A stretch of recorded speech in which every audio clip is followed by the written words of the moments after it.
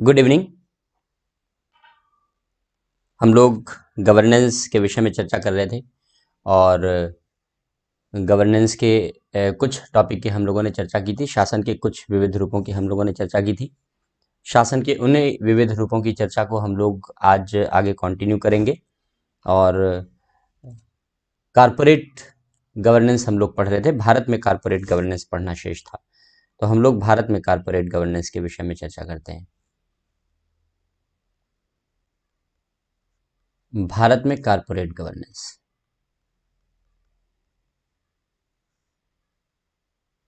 भारत में कारपोरेट शासन या कारपोरेट गवर्नेंस। तो क्या कदम उठाए गए हैं भारत में कारपोरेट गवर्नेंस के लिए और क्या प्रभाव रहा है, क्या सीमाएं हैं, उन्हीं सारी बातों के विषय में हम लोग यहाँ पर कारपोरेट गवर्नेंस के विषय में चर्चा करेंगे। हमने कल बताया था कारपोरेट गवर्नेंस का अर्थ क्या होता है। कारपोरेट शासन की गुणवत्ता को सुधारने के लिए यह संकल्पना प्रतिपादित की गई है और चूंकि भारत में भी कारपोरेट फ्रॉड बड़े पैमाने पर होते रहे, इसलिए कारपोरेट गवर्नेंस के लिए कदम उठाए जाते रहे। क्या कदम उठाया गया भारत में?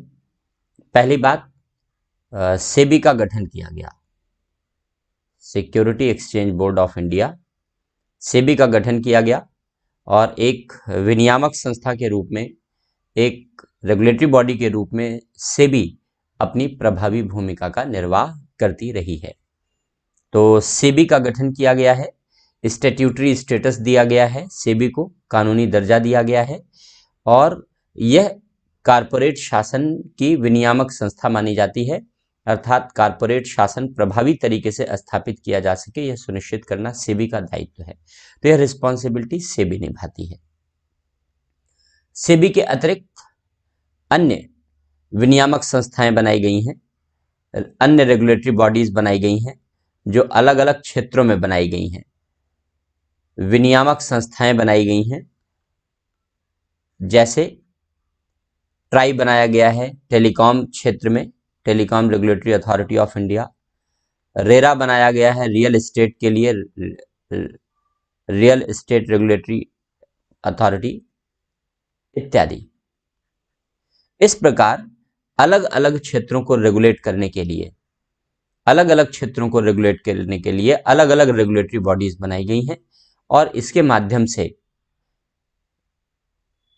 कारपोरेट फ्रॉड को रोकने के लिए, करप्शन को रोकने के लिए, मैल प्रैक्टिसेस, गलत तरीके से कार्यवाही को रोकने के लिए प्रयास किए जा रहे हैं। CCI, competition commission of India, प्रतिस्पर्धा आयोग, प्रतिस्पर्धा आयोग, भारतीय प्रतिस्पर्धा आयोग का गठन किया गया है, कंपटीशन कमीशन ऑफ इंडिया का गठन किया गया है और कंपटीशन कमीशन ऑफ इंडिया का मुख्य पर्पस है, मुख्य उद्देश्य है कि कंपटीशन को साउंड तरीके से आगे बढ़ाना। अर्थात अगर कहीं अनैतिक कंपटीशन है, अगर कहीं अस्वस्थ कंपटीशन है, तो ऐसे कंपटीशन पर विराम लगाना और स्वस्थ प्रतिस्पर्धा के लिए प्रोत्साहित करना। तो कंपटीशन कमीशन ऑफ इंडिया का गठन किया गया है। इसके बाद जो पुराना कंपनी कानून था, कंपनी अधिनियम 1956, उसको समाप्त कर दिया गया है और कंपनी अधिनियम 2013 पारित किया गया है। नया कंपनी कानून पारित किया गया है 2013 का और इस कंपनी अधिनियम 2013 के अंतर्गत कारपोरेट शासन के लक्षणों को शामिल करने का प्रयास किया गया है। यह बेसिकली कारपोरेट शासन को ही ध्यान में रखते हुए कानून बनाया गया है। राहुल का कहना है नोट्स भी बनाएं आप। नहीं, बाद में नहीं लिखाएंगे, आप इसे लिखते चलिए। अभी राहुल पॉइंट लिखते चलें। क्लास स्टार्ट हो गई है, दीप पूछ रहे हैं। हाँ बिल्कुल हो गई है। जो भी आप समझाएं उसको तुरंत लिखवाने का कष्ट करें। इतना कष्ट तो मैं नहीं करूँगा। एक्चुअली आप इसे नोट करते चलिए और जो नोट्स आपको अपलोड किए गए हैं उनमें सारी जानकारियां हैं।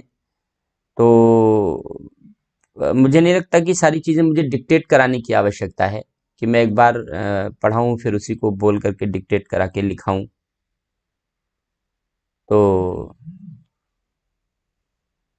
विकास कहते हैं बैकग्राउंड साइंस का है, तो बेसिक से धीरे धीरे धीरे धीरे पढ़ाइए। हाँ कोई बात नहीं, मैं भी साइंस बैकग्राउंड से हूँ, चिंता मत कीजिए, मैं आपको समझ सकता हूँ। साइंस बैकग्राउंड वाले तो बड़े इंटेलिजेंट होते हैं, कोई भी चीज़ आसानी से समझ लेते हैं।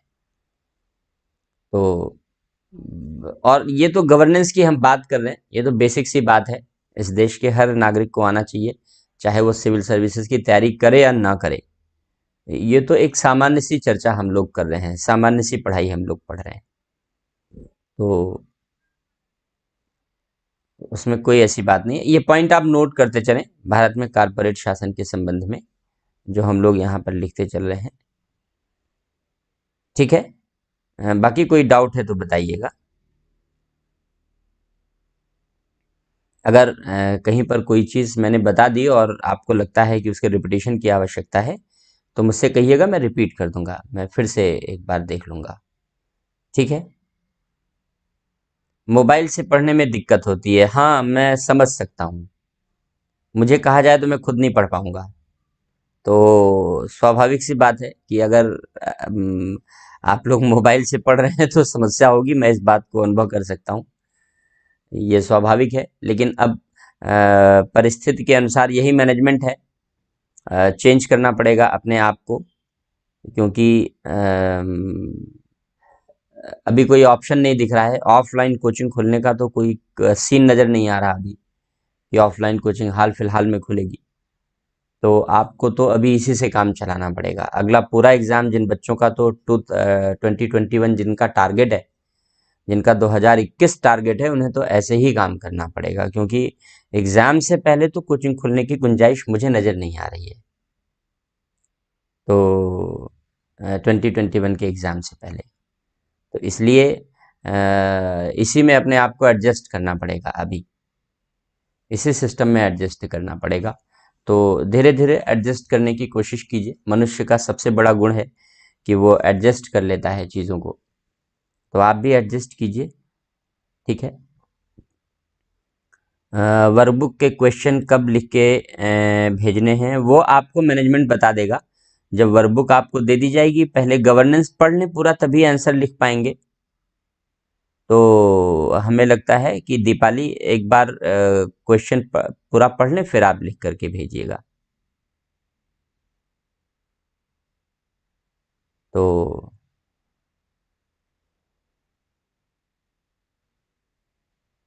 कुछ हाँ हाँ हाँ, नहीं ठीक है बच्चे, आप सब लोग मोबाइल पे पढ़ रहे हैं, मैं समझ रहा हूँ, मैं समझ रहा हूँ, आप सब लोग मोबाइल पे पढ़ रहे हैं, मोबाइल पे दिक्कत होती है, मैं इस बात को एक्सेप्ट करता हूँ, मैं इस बात को एक्सेप्ट करता हूँ कि दिक्कत होती है, उसमें कोई शक की बात नहीं है मेरे एंड से, मैं इस बात को समझ सकता हूँ।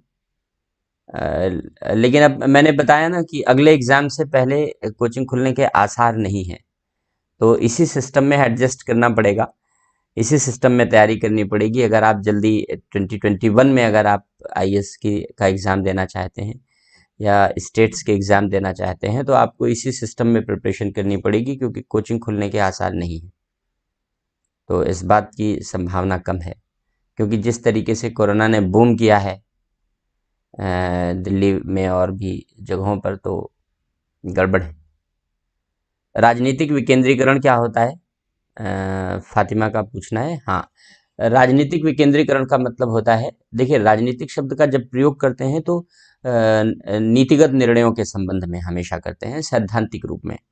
तो जब नीतिगत निर्णय लेने की जो जिम्मेदारियां हैं, राजनीतिक जिम्मेदारियां हैं, जब उन्हें निचले स्तरों पर ग्रास रूट लेवल पर ट्रांसफर कर देते हैं, सौंप देते हैं, तो वो राजनीतिक विकेंद्रीकरण होता है। तो राजनीतिक सत्ता निचले स्तरों पर प्रयोग में लाई जाती है, आप ऐसे समझ लीजिए।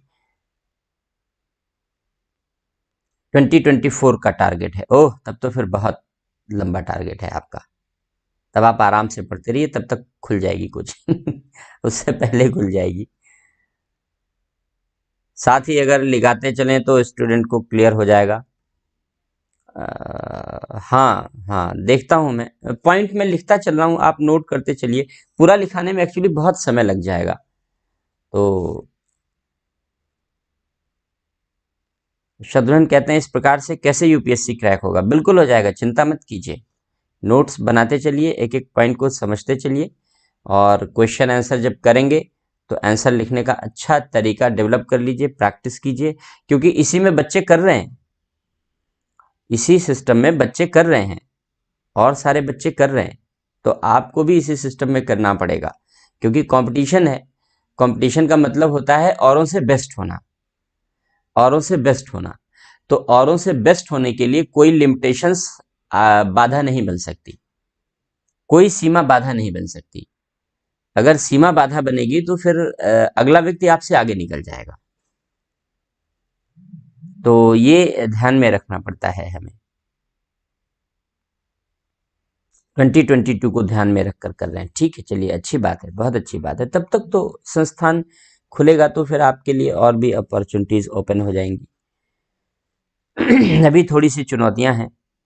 श्रमिक कानून कारपोरेट शासन के अंतर्गत आता है क्या? लेबर लॉस पूरा नहीं आता, लेकिन लेबर लॉस का कुछ पार्ट आता है जो सोशल वेलफेयर से जुड़ा हुआ होता है, जो सोशल वेलफेयर से जुड़ा होता है। हैंड रिटन नोट्स प्रोवाइड करा दीजिए। हाँ, ये ऑप्शन आपका बहुत अच्छा है, ये आपने बहुत अच्छी बात कही है पवन, कि हैंड रिटन नोट्स जो क्लास नोट्स हैं वो आपको दे दिए जाएं, तो फिर लिखाने की जो संभावनाएं हैं वो लिखाने की आवश्यकता नहीं रह जाएगी। मेरे नोट्स के साथ आप बैठे हैं, चलिए बहुत अच्छी बात है। तब तो फिर तो मैं कंपनी अधिनियम 2013 की बात कर रहा था, कंपनी कानून 2013 की बात कर रहा था। जो कंपनी एक्ट बनाया गया था 1956 का, जिसके अंतर्गत कंपनियां बनाई जाती हैं, कंपनियों पर जिम्मेदारियां तय की जाती हैं, कंपनियों पर नियंत्रण किया जाता है। क्योंकि वर्तमान परिवेश को ध्यान में रखते हुए वो कंपनी कानून प्रासंगिक नहीं रह गया था, इसलिए 1956 का कंपनी कानून रद्द कर दिया गया और नया कंपनी कानून 2013 में बनाया गया। 2013 में नया कंपनी कानून बनाया गया है।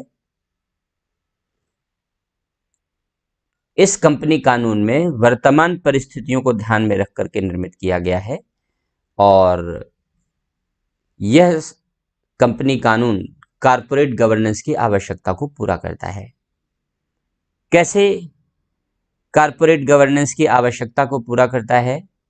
पहली बात कि यह जेंडर जस्टिस की बात करता है, लिंग आधारित न्याय की बात करता है। एक महिला सदस्य का नियुक्त होना बोर्ड ऑफ डायरेक्टर में आवश्यक है। निदेशक मंडल में, चूंकि कंपनियों का कार्य निदेशक मंडल के माध्यम से चलता है, निदेशक मंडल के माध्यम से चलता है, इसलिए प्रत्येक निदेशक मंडल में एक महिला सदस्य का नियुक्त होना आवश्यक कर दिया गया है। ये एक पहला कदम उठाया गया है कंपनी अधिनियम 2013 के अंतर्गत। दूसरी बात, जो बड़े बड़े स्टेप हैं हम उनकी बात कर रहे हैं। कारपोरेट फ्रॉड को रोकने के लिए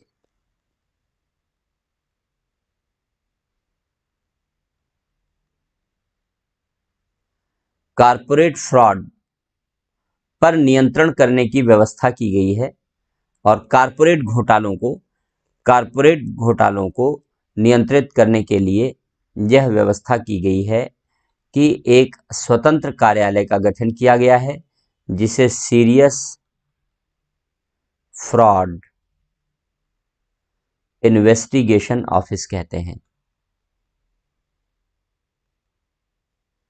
इन्वेस्टिगेशन ऑफिस कहते हैं, SFIO कहते हैं, सीरियस फ्रॉड इन्वेस्टिगेशन ऑफिस कहते हैं। गंभीर फ्रॉड या गंभीर घोटाला जांच कार्यालय। तो हिंदी बड़ी टेढ़ी मेढ़ी होती है, आप इसको ऐसे ही लिखें, बस लिपि चेंज कर दें, आप उसे लिखें सीरियस फ्रॉड, क्योंकि कंपनी कानून हिंदी में उपलब्ध भी नहीं है, इंग्लिश में ही है। इन्वेस्टिगेशन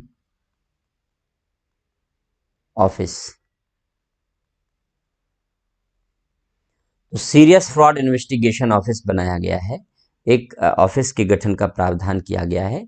इसको पुलिस की भांति शक्तियां दी गई हैं, पुलिस की भांति शक्तियां दी गई हैं और इसे जिम्मेदारी दी गई है कि जो भी कारपोरेट फ्रॉड के मामले हैं उन कारपोरेट फ्रॉड के मामलों की जांच की जाए, कारपोरेट फ्रॉड के मामलों की जांच की जाए और जांच करने के बाद, मामलों की जांच करने के बाद विशेष न्यायालय में स्पेशल कोर्ट्स बनाई जाएंगी और उस विशेष न्यायालय में इनके द्वारा, एसएफआईओ के द्वारा मुकदमा चलाया जाएगा, जिससे कि कॉरपोरेट फ्रॉड के मामलों में अलग सुनवाई की जा सके और कॉरपोरेट फ्रॉड के मामलों में शीघ्र निर्णय दिया जा सके। तो ये एसएफआईओ के गठन का प्रावधान किया गया है। ठीक है, अब अंतिम बात पर आते हैं। जो कंपनी अधिनियम में सबसे बड़ा चेंज लाया गया है उसको कहते हैं कॉरपोरेट सोशल रिस्पॉन्सिबिलिटी, CSR।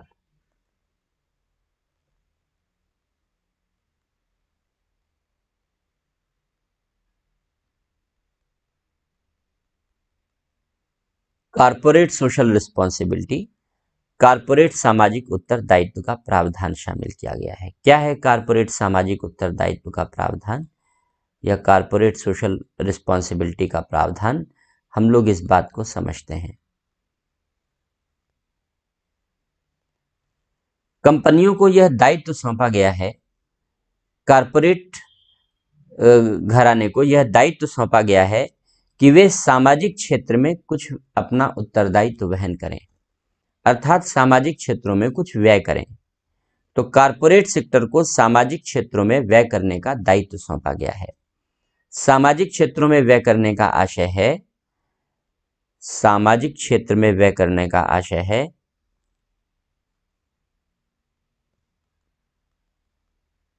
जैसे शिक्षा, स्वास्थ्य, पोषण, बाल कल्याण, महिला सशक्तिकरण, दिव्यांगों का कल्याण, वृद्धों का हित इत्यादि। इन सब क्षेत्रों में कॉरपोरेट घरानों को व्यय करना चाहिए, क्योंकि कॉरपोरेट घराने देश के संसाधनों का उपयोग करते हैं। जमीनें एक बार ले ली उन्होंने तो कुछ पैसा दे दिया किसान को, बाकी जमीन हमेशा के लिए ले ली किसान की। तो अब ऐसी दशा में जो जमीनें किसानों की ली, उन आसपास किसानों के प्रति, पर्यावरण है, समाज है, इन सब के प्रति उन्हें कुछ जिम्मेदारियां अनिवार्य रूप से निभानी चाहिए। तो कॉरपोरेट सोशल रिस्पॉन्सिबिलिटी के कॉन्सेप्ट को इंट्रोड्यूस किया गया है। क्या प्रावधान इंट्रोड्यूस किया गया है, हम लोग इस बात की चर्चा करते हैं। तो बेसिक बात यह है कॉरपोरेट सोशल रिस्पॉन्सिबिलिटी की कि कॉरपोरेट घरानों को, जितने भी कॉरपोरेट सेक्टर हैं, उन्हें सामाजिक क्षेत्रों में अपना कुछ पैसा खर्चा करना चाहिए। अब कितना पैसा खर्चा करना चाहिए, इसके लिए जो शर्त तय की गई है, हम लोग उस शर्त पर आते हैं। इसमें शर्त ये तय की गई है कि अगर किसी कॉरपोरेट घराने की जो पूंजी है वो 500 करोड़ रुपए की है, जो न्यूनतम 500 करोड़ रुपए की पूंजी है। अगर किसी कॉरपोरेट घराने की जो नेटवर्थ है अगर वो मिनिमम 500 करोड़ रुपए की है, या अगर कॉरपोरेट घराना न्यूनतम 1000 करोड़ रुपए, न्यूनतम 1000 करोड़ रुपए का टर्नओवर करता है, तो या तो टर्नओवर न्यूनतम 1000 करोड़ रुपए है, या तो पूंजी है मिनिमम 500 करोड़ रुपए की, या तो टर्नओवर है 1000 करोड़ रुपए का, या शुद्ध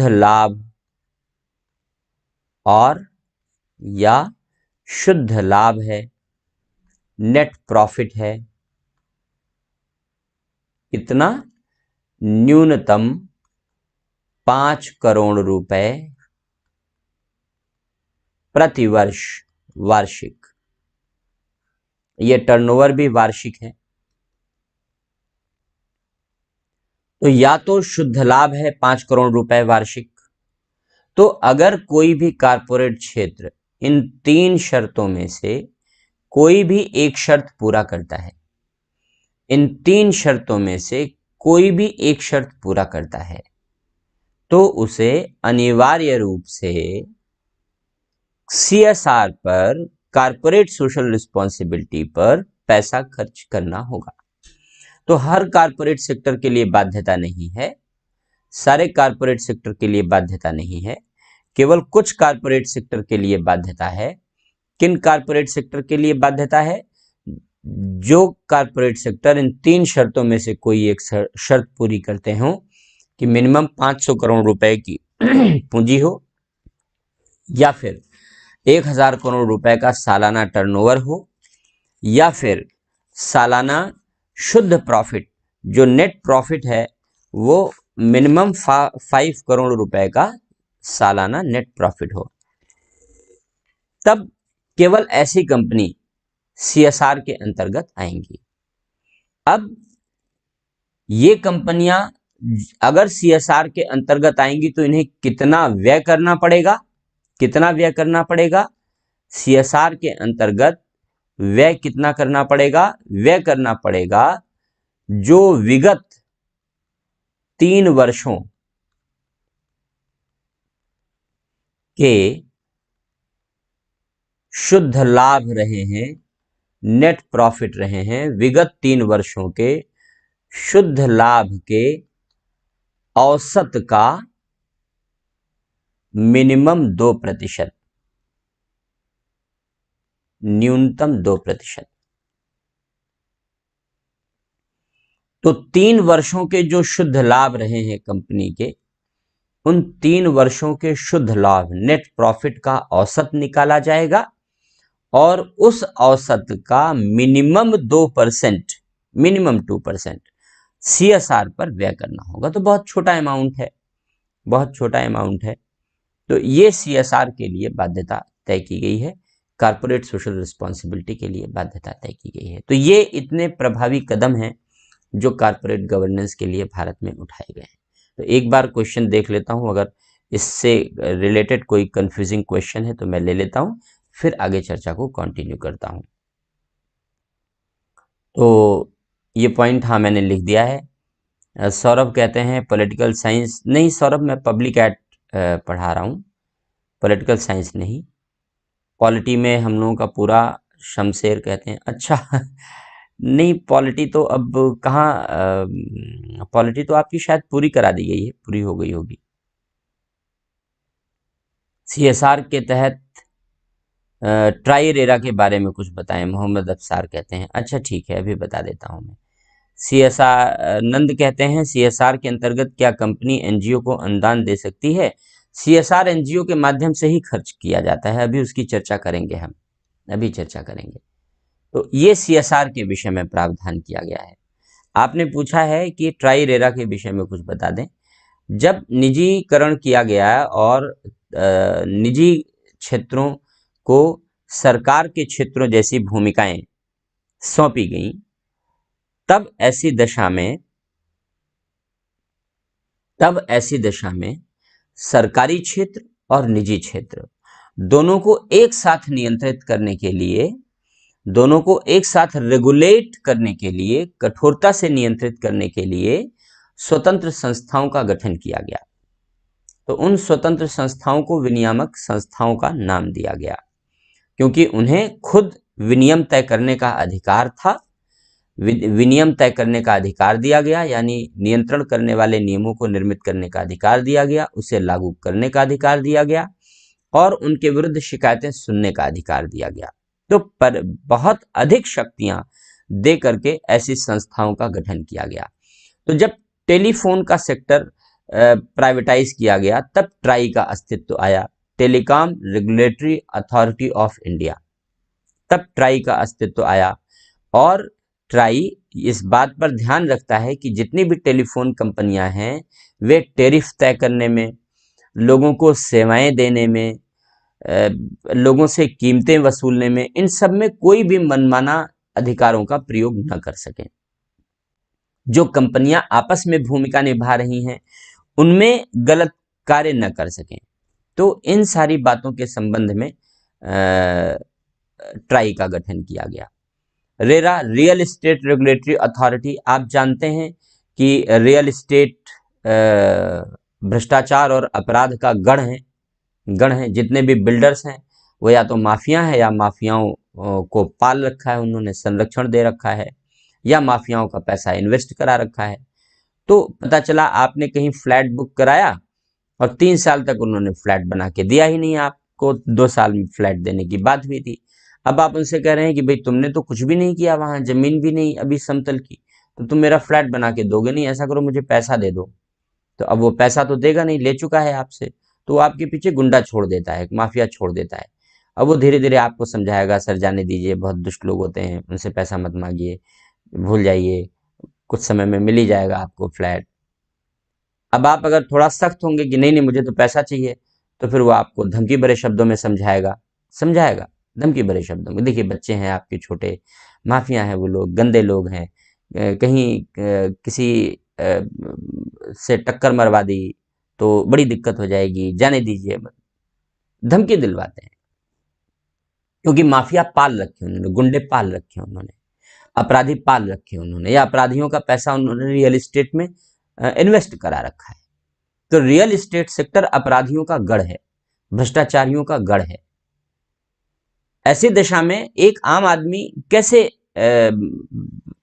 फ्लैट पा सकता है? और बड़े बड़े लोग हैं, ये माफिया हैं, इंटरनेशनल नेक्सस है, और इस तरीके की अनियमितताएं बड़े पैमाने पर हुई, तो फिर सरकार ने तय किया कि रेरा बनाया जाएगा, रियल एस्टेट रेगुलेटरी अथॉरिटी बनाई जाएगी। तो रियल एस्टेट रेगुलेटरी अथॉरिटी बनाई गई। अब इसके माध्यम से अगर कोई भी बिल्डर आपसे पैसा ले लेता है और आपका मकान बना के नहीं देता है, तो रेरा उसे एक निर्धारित समयावधि देगा कि बना के दो, नहीं तो पैसा वापस करना पड़ेगा। नहीं अगर देगा तो जो रियल एस्टेट सेक्टर है उसकी दुकान बंद हो जाएगी, सारा पैसा, उसकी जितनी संपत्ति है देश विदेश में, पूरे देश में जितनी संपत्ति है उसकी संपत्ति कुर्क करके और आपको पैसा वापस करवा दिया जाएगा। तो रेरा अब बड़े आक्रामक तरीके से कार्य कर रहा है। हालांकि अभी भी बहुत सारे बदमाश किस्म के बिल्डर हैं, बड़े बड़े जितने भी हैं, तो रेरा के अंदर अभी वो उतने नहीं आ पाते। आज भी जाइए आप, फ्लैट खरीदने जाइए तो बिल्डर यही कहेगा कि भाई अगर 1 करोड़ का फ्लैट है तो 60 लाख आप फेयर अमाउंट दे दीजिए, 40 लाख आप ब्लैक अमाउंट दीजिए, कैश दीजिए। अगर आप ब्लैक अमाउंट देने से मना करते हैं कि नहीं भाई मेरे पास तो फेयर अमाउंट है, मैं फेयर ही दूंगा, तो फिर आपको बिल्डिंग नहीं मिलेगी, आपको फ्लैट नहीं मिलेगा। आप इस देश में बिल्डर से फ्लैट खरीदने के तभी हकदार हैं जब आप उसे ब्लैक मनी पेमेंट करने की क्षमता रखते हैं। तो रियल एस्टेट इस तरीके का करप्ट और क्रिमिनल सेक्टर है। तो ऐसी दशा में ऐसे सेक्टर को कंट्रोल करने के लिए रेरा जैसी इंडिपेंडेंट बॉडी बनाई गई है। तो बेहतर है, पहले से सुधार आ रहा है। अब जहां इतना बड़ा करप्शन और क्रिमिनल्स का नेक्सस है, तो उसे तोड़ने में तो वक्त लगेगा ही, समय लगेगा ही। तो उम्मीद है ये इन संस्थाओं के बारे में आपको थोड़ी समझ आई होगी। तो ये हम लोगों ने चर्चा की कि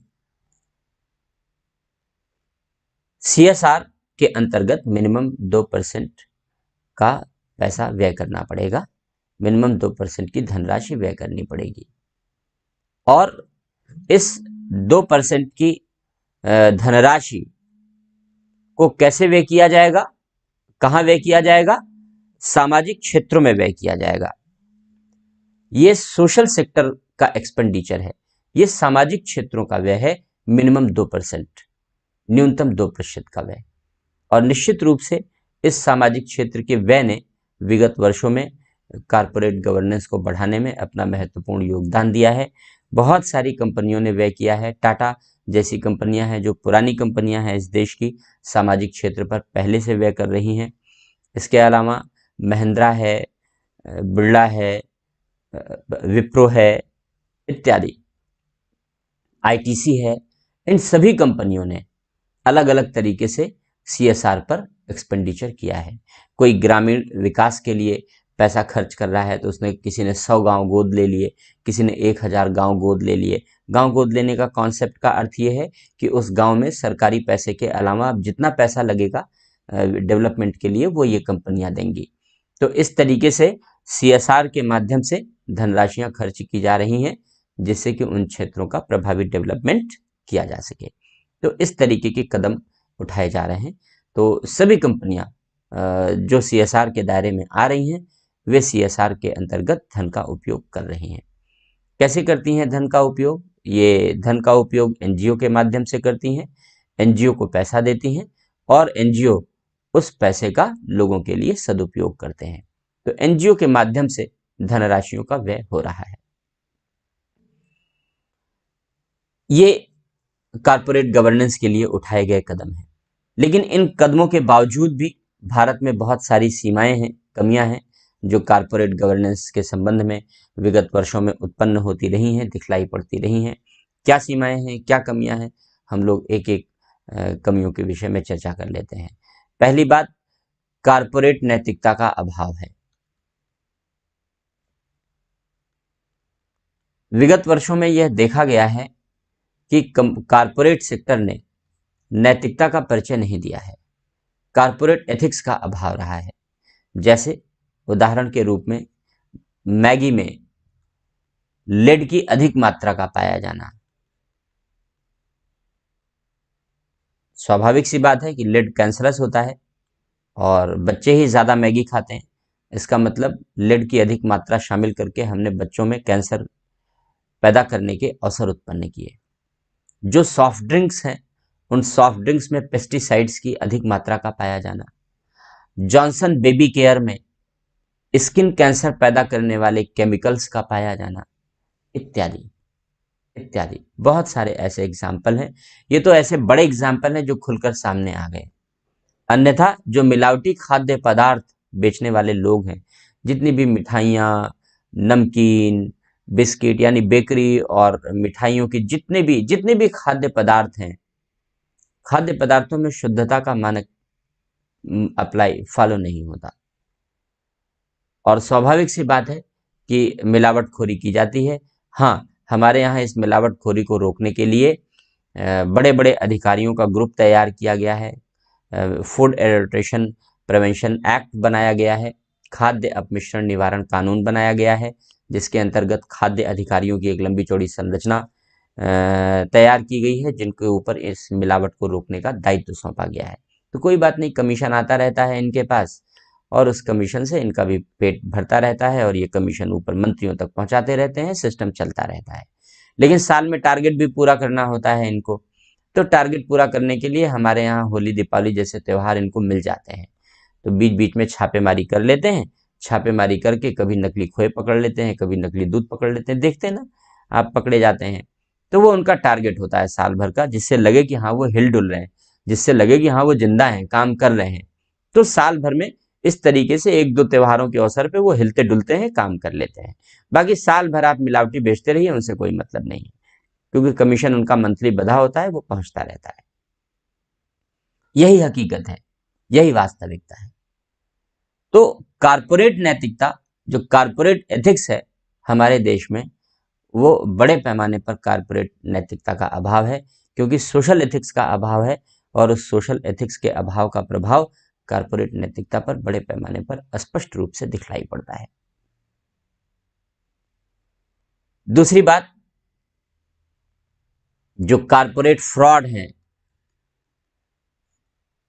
इसके बावजूद भी कारपोरेट फ्रॉड लगातार हो रहे हैं।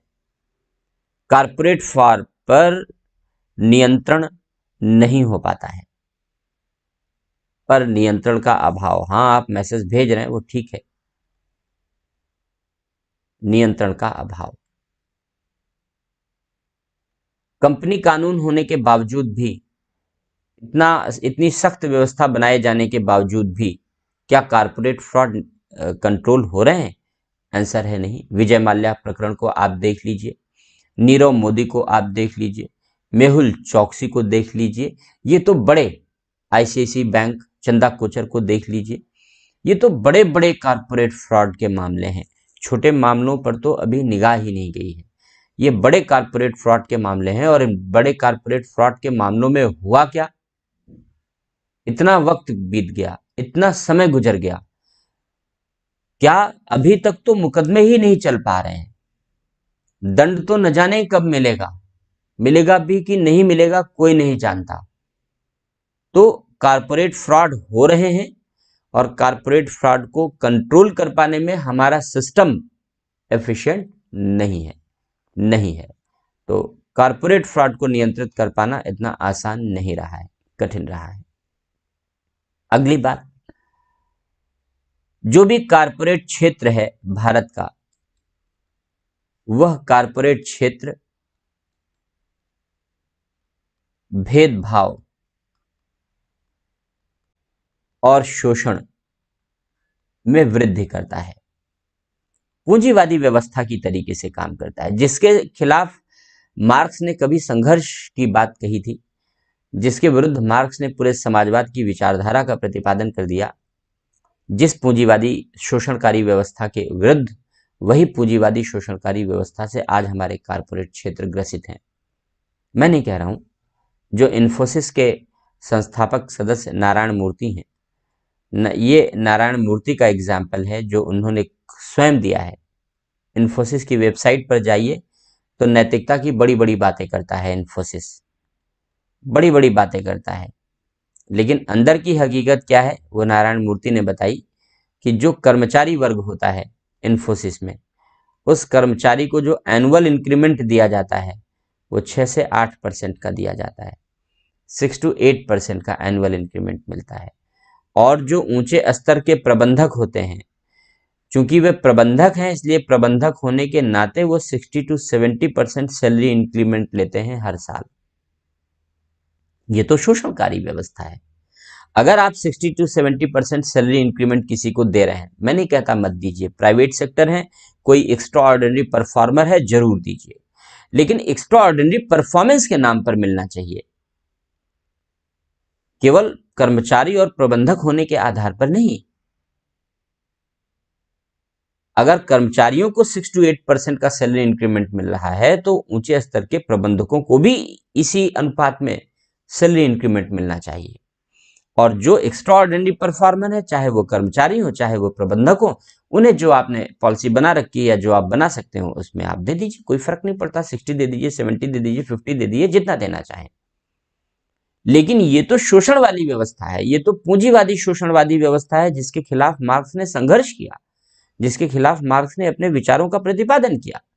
और वही पूंजीवादी शोषणवादी व्यवस्था इन्फोसिस जैसी संस्था में है जो नैतिकता की बड़ी बड़ी बातें अपनी वेबसाइट पर लिखता है। और अकेला ऐसा संस्थान नहीं है इन्फोसिस, सब में है, इस देश की सारी कंपनियों में है। ये जो पूंजीवादी मानसिकता है, ये जो शोषणकारी मानसिकता का लक्षण है, ये हर कंपनी में है। अंतर सिर्फ इतना है कि नारायण मूर्ति ने इसे एक्सेप्ट कर लिया है इन्फोसिस में कि इन्फोसिस में ऐसा है, बाकी कंपनियों में कोई एक्सेप्ट नहीं करेगा, क्योंकि कोई यह नहीं बताना चाहेगा कि हम पूंजीवादी मानसिकता में जी रहे हैं, हम शोषणवादी मानसिकता में जी रहे हैं और हम अपने कंपनी में कर्मचारियों के शोषण को प्रमोट करते हैं, कोई नहीं बताना चाहेगा। तो इस प्रकार की भेदभाव वाली व्यवस्थाएं हमारे कारपोरेट सेक्टर में जीवित हैं भारत में। अगली बात, सीएसआर को लागू करने में बहुत सारी गड़बड़ियां सामने आई हैं।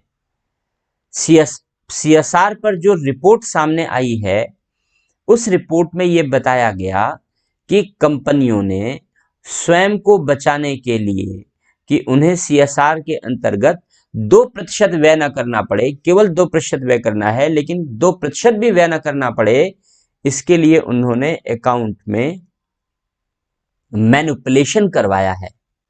कौन करता है? सीए बताता है, वही सारे रास्ते बताता है। तो अकाउंट में मैनिपुलेशन करवाया है, अकाउंट में गड़बड़ियां करवाई हैं जिससे वे अपने आप को सीएसआर से बचा सकें। तो स्वाभाविक सी बात है कि यह अच्छी प्रवृत्ति नहीं है। दूसरी बात, सीएसआर को एनजीओ के माध्यम से व्यय किया जाना है। एनजीओ के द्वारा व्यय किया जाना है, और यहां भी भ्रष्टाचार चल रहा है, क्योंकि सारे एनजीओ को पैसा नहीं दिया जा सकता। जिन एनजीओ को पैसा दिया जाता है, कंपनियां उनसे मांग लेती हैं पहले ही कि देखो भाई, मान लीजिए मैं एक एग्जांपल दे रहा हूं आपको। मान लीजिए किसी कंपनी ने तय किया कि उसका सीएसआर पर जो टोटल होने वाला व्यय है वो 60 करोड़ रुपए बनता है। एक एग्जांपल ले लेते हैं मान लीजिए। तो ऐसे भी एग्जाम्पल सामने आए हैं जहां कंपनियां एनजीओ को कहती हैं कि भाई हम तुम्हें 60 करोड़ रुपए दे रहे हैं, लेकिन 60 करोड़ रुपए जब हम तुम्हें दे रहे हैं तो तुम 30 करोड़ रुपए हमें कैश वापस कर देना। कैश वापस कर देना यानी तुम केवल 30 करोड़ रुपए खर्च करना। 30 करोड़ रुपए खर्च करना। अब इस 30 करोड़ रुपए में से एनजीओ की एडमिनिस्ट्रेटिव कास्ट भी होगी, उसके एम्प्लॉय होंगे, उनका एक्सपेंडिचर होगा, उनकी सैलरी होगी, जो काम वो करेंगे उसके लिए संसाधन इकट्ठे करेंगे, उनकी एडमिनिस्ट्रेटिव कॉस्ट भी होगी। तो इस 30 करोड़ में अब वो एडमिनिस्ट्रेटिव कॉस्ट भी निकालेंगे और एक्सपेंडिचर भी करेंगे, व्यय भी करेंगे। तो अब आप अनुमान लगाइए कि कंपनी ने भारत सरकार को सूचना दी। देखिए गड़बड़ी, घोटाला देखिए। कंपनी ने भारत सरकार को, कारपोरेट मंत्रालय को सूचना दी कि हमने 60 करोड़ रुपए सीएसआर पर व्यय किए एनजीओ के माध्यम से। एनजीओ को मिला केवल 30 करोड़ रुपए, क्योंकि कंपनी ने कहा कि 60 करोड़ रुपए तुम्हारे अकाउंट में ट्रांसफर करेंगे, 30 करोड़ रुपए निकाल करके मुझे कैश वापस कर देना। तो पहली बात तो कंपनियों ने 30 करोड़ रुपए की ब्लैक मनी जनरेट कर ली, ब्लैक मनी जनरेट कर दी, बहुत गलत बात है। दूसरी बात यह है कि एनजीओ को 30 करोड़ रुपए मिले। अब गवर्नमेंट तो समझ रही है, गवर्नमेंट ने पूछा भाई किस पर तुमने व्यय किया, तो कंपनी ने बताया हमने न्यूट्रिशन पर, हमने पोषण पर व्यय किया, न्यूट्रिशन पर दिया। तो गवर्नमेंट ने तो अनुमान लगा लिया अपने कमरे में बैठ करके कि भाई 60 करोड़ रुपए इस एनजीओ ने, इस कंपनी ने इतने करोड़ रुपए, इस कंपनी ने इतने इतने, सबने व्यय किए, इस एरिया में व्यय किए। इसका मतलब इस एरिया को न्यूट्रिशन ठीक मिल रहा है, अब बेहतर है। जमीनी हकीकत क्या है? जमीनी हकीकत यह है कि पैसा 30 करोड़ रुपए आया। अब जब एनजीओ इतना करप्शन कर रहा है कि 30 करोड़ रुपए वापस कर रहा है, तो वो भी कुछ कमाएगा, वो भी मर्सिडीज खरीदेगा, ऑडी खरीदेगा, नहीं तो फिर फार्म हाउस बनवाएगा, कुछ ना कुछ करेगा, तब वो लोगों के लिए व्यय करेगा। यही होता है, यही वास्तविकता है। कहने का आशय यह है कि एनजीओ के द्वारा जो सीएसआर के माध्यम से पैसा व्यय हो रहा है, उस पैसे का सदुपयोग नहीं हो रहा है और उस पैसे का लाभ लोगों को नहीं मिल रहा है, प्रभावी तरीके से नहीं मिल रहा है। हाँ, बहुत सारी एनजीओ कंपनियों की खुद भी एनजीओ होती हैं, उन्हीं को पैसा देकर उन्हीं से वापस ले लेती हैं, तो सीएसआर से बच जाती हैं। तो ये कमियां हैं भारत में कारपोरेट सेक्टर में, लेकिन ये ऐसी कमियां नहीं हैं कि इन कमियों को दूर ना किया जा सके। ये कमियां दूर की जा सकती हैं और इन कमियों को दूर करके कारपोरेट शासन को बेहतर बनाया जा सकता है। कैसे दूर किया जा सकता है इस कमी को? सबसे पहली बात तो ये है कि सामाजिक नैतिकता विकसित करनी पड़ेगी, क्योंकि ये जितनी भी गड़बड़ी मैंने बताई, इन सारी गड़बड़ियों का मूल कारण है सामाजिक नैतिकता की कमी, सोशल एथिक्स की कमी। तो समाज में नैतिकता का विकास किया जाए, बड़ा यक्ष प्रश्न है। कैसे विकसित होगा? इसके लिए मूल्य आधारित शिक्षा डेवलप की जाए। अभी जो नई शिक्षा पॉलिसी आई है, मैं उससे बहुत हैप्पी नहीं हूं। हाँ ठीक है, कुछ भी नहीं था तो अच्छा है, बेहतर है, लेकिन जो वैल्यू बेस्ड एजुकेशन होनी चाहिए, अर्थात शिक्षा का उद्देश्य होना चाहिए हमारे चरित्र का निर्माण करना। If character is lost, everything is lost, पढ़ते हैं हम लोग। तो हमारी जो शिक्षण संस्थाएं हैं वो आपको कैरेक्टर लॉस्ट करना सिखा देती हैं, बाकी सब कुछ आप लॉस्ट कर ले जाएं, ये आपकी क्षमता पर निर्भर करता है। तो आज का जो हमारा एजुकेशन सिस्टम है वो वैल्यू बेस्ड एजुकेशन सिस्टम नहीं रहा, जबकि एजुकेशन सिस्टम का प्राथमिक दायित्व है कि आपको अच्छा इंसान बनाए, आपको चरित्रवान इंसान बनाए, आपको नैतिक इंसान बनाए, आप में मूल्यों का समावेश करें। बाकी रही बात आप डॉक्टर बनेंगे, इंजीनियर बनेंगे, सिविल सर्वेंट बनेंगे, वो आप अपनी मेहनत से बन जाइए, वो भी पढ़ाएंगे और आप अपनी मेहनत भी कीजिए। लेकिन जो प्राथमिक दायित्व है वो एक अच्छा इंसान बनाना है। बहुत दुर्भाग्य के साथ यह कहना पड़ता है कि इस देश में ऐसे एजुकेशनल इंस्टीट्यूशन का अभाव है। नहीं है इस देश में ऐसे एजुकेशनल इंस्टीट्यूशन जो चरित्रवान व्यक्ति निर्मित करने पर बल देते हों, जो मनुष्य के चरित्र के निर्माण पर बल देते हों। ऐसे एजुकेशनल इंस्टीट्यूशन अब नहीं रहे। बाजारीकरण के प्रभाव ने हमारे एजुकेशनल एथिक्स को मार दिया है, खत्म कर दिया है, समाप्त कर दिया है। तो सबसे प्राथमिक आवश्यकता तो यही है कि अगर हम इन दोनों बातों का विकास कर लेते हैं, अगर हम इन दोनों बातों पर बल दे लेते हैं, तो बहुत सारे चेंजेस अपने आप आ जाएंगे, बहुत सारे चेंजेस अपने आप आ जाएंगे। तो सबसे प्राथमिक आवश्यकता इस प्रकार के सुधार करने की है। दूसरी बात, हमें कारपोरेट फ्रॉड के लिए एक फ्रॉड को रोकने के लिए, फ्रॉड पर नियंत्रण के लिए एक अलग कानून बनाना पड़ेगा, अलग कानून बनाना पड़ेगा। और फ्रॉड को बड़ी प्रभावी तरीके से, फ्रॉड को बड़ी प्रभावी तरीके से नियंत्रित करने के लिए कदम उठाने पड़ेंगे। इसके लिए कदम उठाना पड़ेगा, कंपनी अधिनियम में संशोधन करना पड़ेगा, कंपनी अधिनियम में संशोधन करना पड़ेगा। और संशोधन के लिए यह प्रावधान किया जाएगा कि सीएसआर का सोशल ऑडिट किया जाए, और सोशल ऑडिट रिपोर्ट कंपनी कार्य मंत्रालय को देगी। पब्लिक भी करेगी और कंपनी कार्य मंत्रालय को करेगी। तो अब इसका क्या आशय है? इसका आशय यह है, सोशल ऑडिट क्या होता है हम लोग आगे विस्तार से पढ़ेंगे, सामाजिक लेखा परीक्षण। लेकिन कंपनी अधिनियम में संशोधन कर दिया जाए और सीएसआर का सोशल ऑडिट कराया जाए। क्या अंतर पड़ेगा? जब सीएसआर का सोशल ऑडिट होगा तो अगर 60 करोड़ रुपए आया तो 60 करोड़ रुपए ही खर्चा होगा। बहुत ज्यादा अगर आप इसमें मारेंगे तो 50 लाख मार लेंगे, 40 लाख की चोरी कर लेंगे, करोड़ों की चोरी नहीं हो पाएगी, नहीं हो पाएगी। तो अगर चोरी करने की नीयत है तो चोरी रुक जाएगी, नाम मात्र की रह जाएगी। 1-2%, 2%, 3%, बस 1%, 2% ऐसी चोरी हो पाएगी, इससे ज्यादा चोरी नहीं हो पाएगी अगर हम सोशल ऑडिट शुरू कर देते हैं तो। क्योंकि सोशल ऑडिट में जिन लोगों पर पैसा व्यय किया हुआ दिखाया गया है कि हमने इतने लोगों के ऊपर पैसा व्यय किया, हमने इतने लोगों पर ये परिणाम दिए, तो उन लोगों की राय ली जाएगी कि क्या तुम्हारे ऊपर इतना पैसा व्यय हुआ, तुम ये सोचते हो, क्या तुम्हें ये परिणाम मिले जैसा इन्होंने बताया है?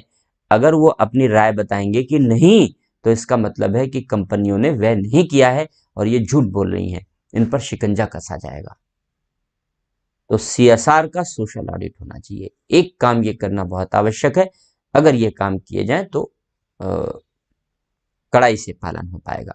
अगली बात, जो कारपोरेट एथिक्स है, कारपोरेट नैतिकता है, उस कारपोरेट नैतिकता पर बल दिया जाए और कारपोरेट नैतिकता को लागू करने के लिए हम ईमानदार सिस्टम, बेहतर सिस्टम निर्मित करें, जिससे कि कारपोरेट नैतिकता की जांच की जा सके कि जो कंपनियां कारपोरेट एथिक्स के मानदंडों का दावा कर रही हैं, उनका इन्फोर्समेंट कैसा है, उनका क्रियान्वयन कैसा है। इन्फोर्समेंट पर जांच करना बहुत जरूरी है, क्रियान्वयन पर जांच करना जरूरी है। केवल घोषणा करने से काम नहीं चलेगा। तो जो कॉर्पोरेट एथिक्स डेवलप किए गए हैं उनके इन्फोर्समेंट की जांच होनी चाहिए। और अगली बात, जो विनियामक संस्थाएं हैं, विनियामक संस्थाओं की संख्या बढ़ानी चाहिए, की संख्या में वृद्धि करनी चाहिए। क्यों ऐसा कह रहे हैं? ऐसा इसलिए कह रहे हैं क्योंकि निजी कंपनियों की संख्या बहुत ज्यादा है, बहुत अधिक है और एक संस्था सारे निजी संस्थाओं पर प्रभावी तरीके से नियंत्रण रख पाए, इसकी संभावना कम हो जाती है। इसलिए जब विनियामक संस्थाओं की संख्या ज्यादा होगी तो सारी की सारी जो निजी कंपनियां हैं वो क्लोज मॉनिटरिंग की जाएंगी, उनकी बड़ी कठोरता से उनकी निगरानी होगी, बड़ी नजदीक से निगरानी होगी, तो कॉरपोरेट गवर्नेंस अच्छा होगा। अच्छा कॉरपोरेट गवर्नेंस होगा, अच्छा शासन आएगा। तो ये उपाय किए जा सकते हैं कॉरपोरेट गवर्नेंस को बेहतर बनाने के लिए। तो क्वेश्चंस देख लेते हैं एक बार आपके, अगर आपने क्वेश्चंस कुछ भेजे हैं तो।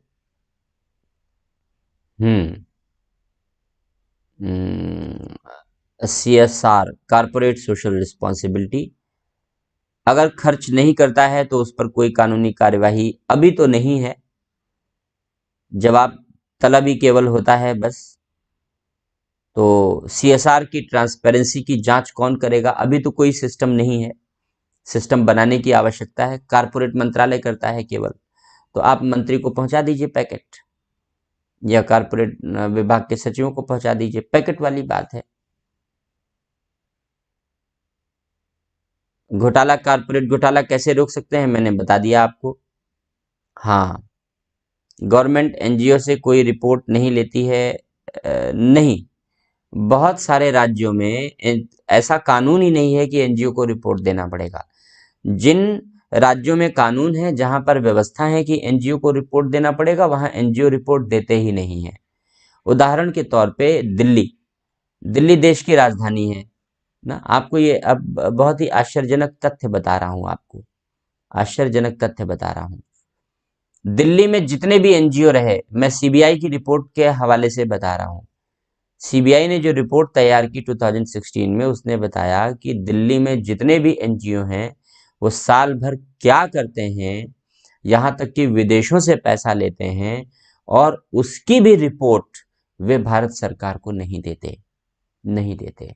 और जबकि दिल्ली में बड़े बड़े संभ्रांत लोगों के एनजीओ हैं, सुप्रीम कोर्ट के सीनियर एडवोकेट्स के एनजीओ हैं, और सीनियर एडवोकेट का दर्जा उच्चतम न्यायालय के न्यायाधीश के बराबर होता है।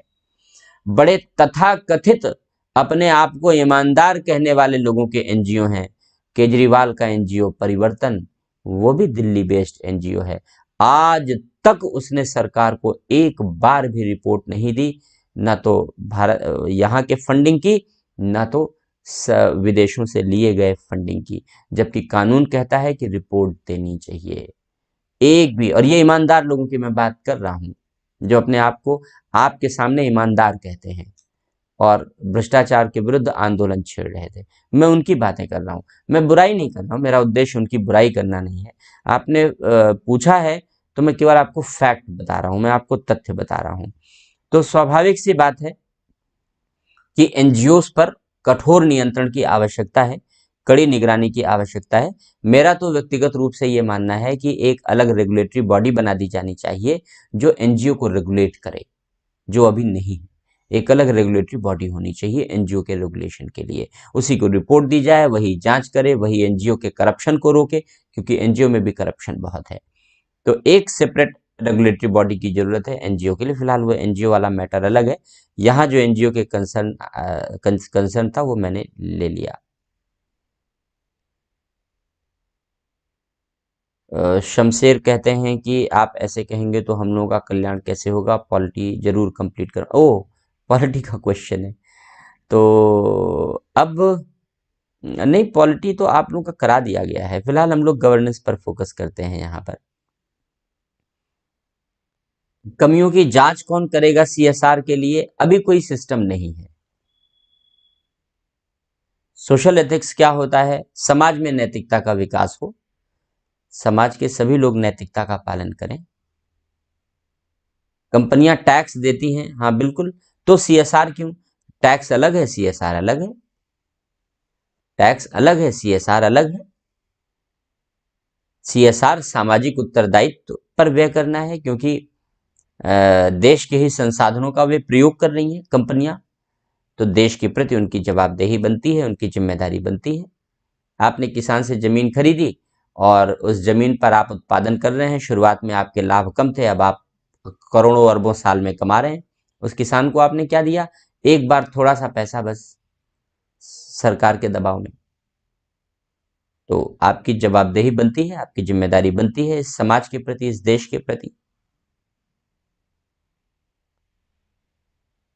तो कितना रेगुलेटरी बॉडी बनाएंगे? हाँ बनाएंगे, बहुत सारी बनाएंगे, बनाना पड़ेगा, बनाना पड़ेगा। तो ये कॉरपोरेट गवर्नेंस के विषय में चर्चा थी। तो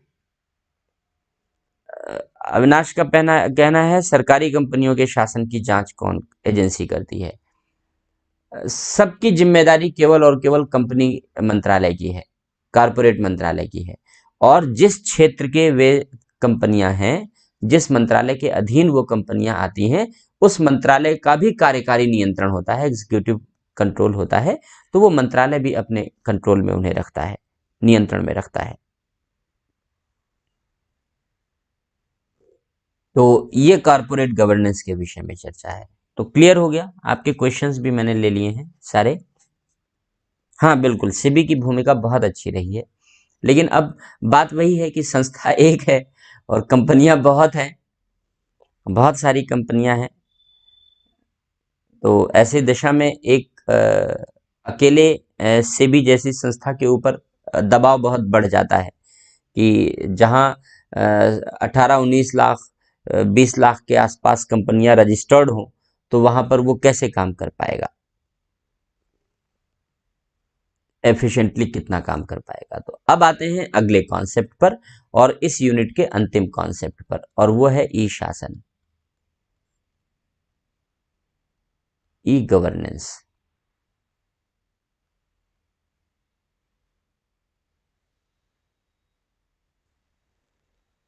ई गवर्नेंस,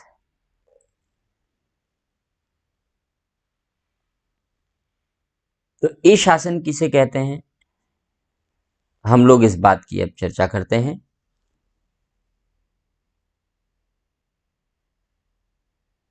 ई शासन किसे कहते हैं, हम लोग इस बात की चर्चा करते हैं। पॉइंट में हमने लिखा दिया, अभी सारे पॉइंट हमने लिखा दिए हैं। तो दीपाली कहती हैं पॉइंट में आप लिखा रहे हैं, सही लगता है। हाँ ठीक है, पॉइंट में लिखाते चल रहे हैं, आप उनको एक्सप्लेन कर लीजिएगा,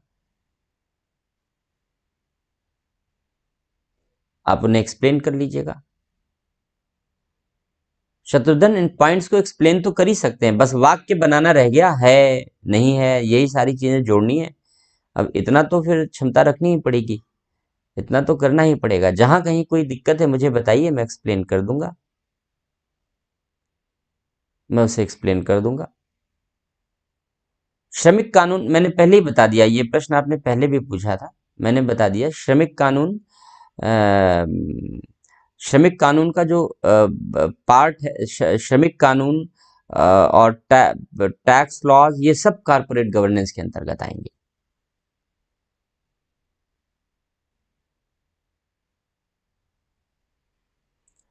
सीएसआर को टैक्स में ही ऐड क्यों नहीं करते? नहीं, सीएसआर अलग है, टैक्स अलग है, दोनों का नेचर अलग है, दोनों का पर्पस अलग है, दोनों का इम्प्लीमेंटेशन अलग है, दोनों का एग्जीक्यूशन अलग है। तो सब कुछ डिफरेंट है, इसलिए दोनों को एक साथ ऐड नहीं किया जा सकता, दोनों को एक साथ जोड़ा नहीं जा सकता। ई शासन की चर्चा करते हैं हम लोग। इलेक्ट्रॉन, ई का अर्थ होता है इलेक्ट्रॉनिक, जहां भी ई शब्द जुड़ता है प्रीफिक्स के रूप में, उसे इलेक्ट्रॉनिक कहते हैं, इलेक्ट्रॉनिक कहते हैं।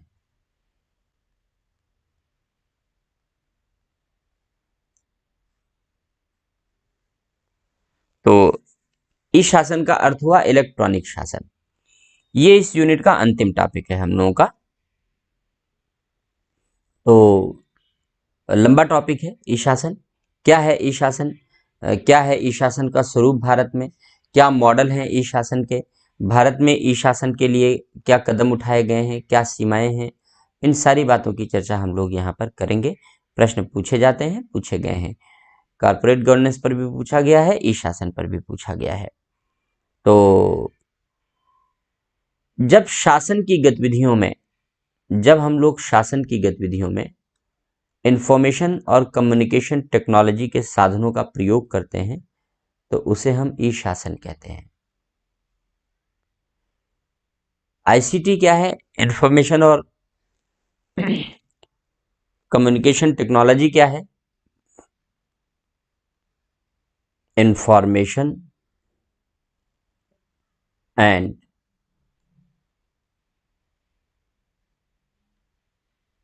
Communication technology.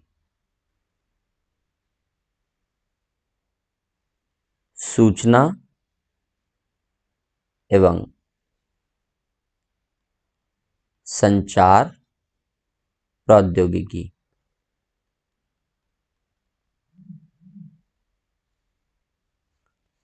सूचना एवं संचार प्रौद्योगिकी।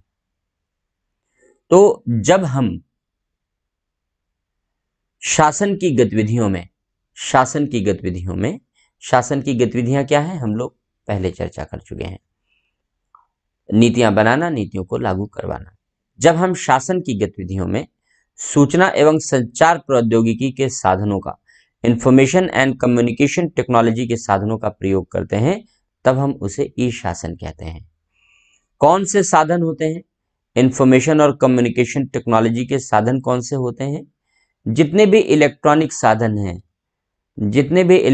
साधन हैं वे सभी सूचना और संचार प्रौद्योगिकी के साधन कहलाते हैं।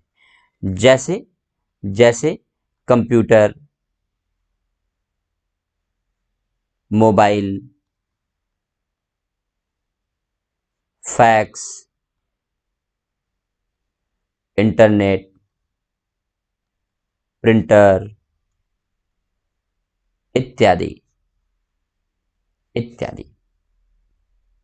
ये सभी इलेक्ट्रॉनिक साधन कहलाते हैं। और जब हम शासन की गतिविधियों में इन इलेक्ट्रॉनिक साधनों का प्रयोग कर शासन की गतिविधियों का संचालन करते हैं, नीतियां लेते हैं, नीतियों का निर्माण करते हैं, नीतियों का क्रियान्वयन करते हैं, संपूर्ण शासन तंत्र का प्रबंध करते हैं, तब हम उसे ई शासन कहते हैं। तो सिंपली बहुत आसान सी बात है कि ई शासन में सूचना और संचार प्रौद्योगिकी के साधनों का प्रयोग है, अर्थात इलेक्ट्रॉनिक साधनों का प्रयोग है। कौन से साधन? ये सारे साधन, इसी को ई शासन कहते हैं। अब ई शासन के विषय में हम लोग अध्ययन क्यों कर रहे हैं, क्यों पढ़ रहे हैं, क्या लाभ है इसका, क्या फायदा है, क्या इसका बेनिफिट है? अगर हम शासन में इलेक्ट्रॉनिक साधनों का प्रयोग कर रहे हैं तो इलेक्ट्रॉनिक साधनों का प्रयोग करने का लाभ क्या मिला है, क्या महत्व है, क्यों ई शासन को प्रमोट किया जा रहा है, क्यों बढ़ावा दिया जा रहा है, तो हम लोग ई शासन की उपयोगिता को समझते हैं। क्या महत्व है इसका, क्या उपयोगिता है, क्यों ई शासन पर अधिक से अधिक बल दिया जा रहा है और सारी सरकारें ई शासन को लागू करने पर अधिक से अधिक ध्यान देती रही हैं। वर्तमान सरकार भी ई शासन को प्रोत्साहित करने पर प्रभावी तरीके से बल दे रही है। तो क्या लाभ है ई शासन के, हम लोग एक एक उन बिंदुओं की चर्चा करते हैं। पहली बात, ई शासन का प्रयोग करने से जैसे जैसे हम इलेक्ट्रॉनिक साधनों का प्रयोग कर रहे हैं, उन इलेक्ट्रॉनिक साधनों का प्रयोग करने से पारदर्शिता और जवाबदेही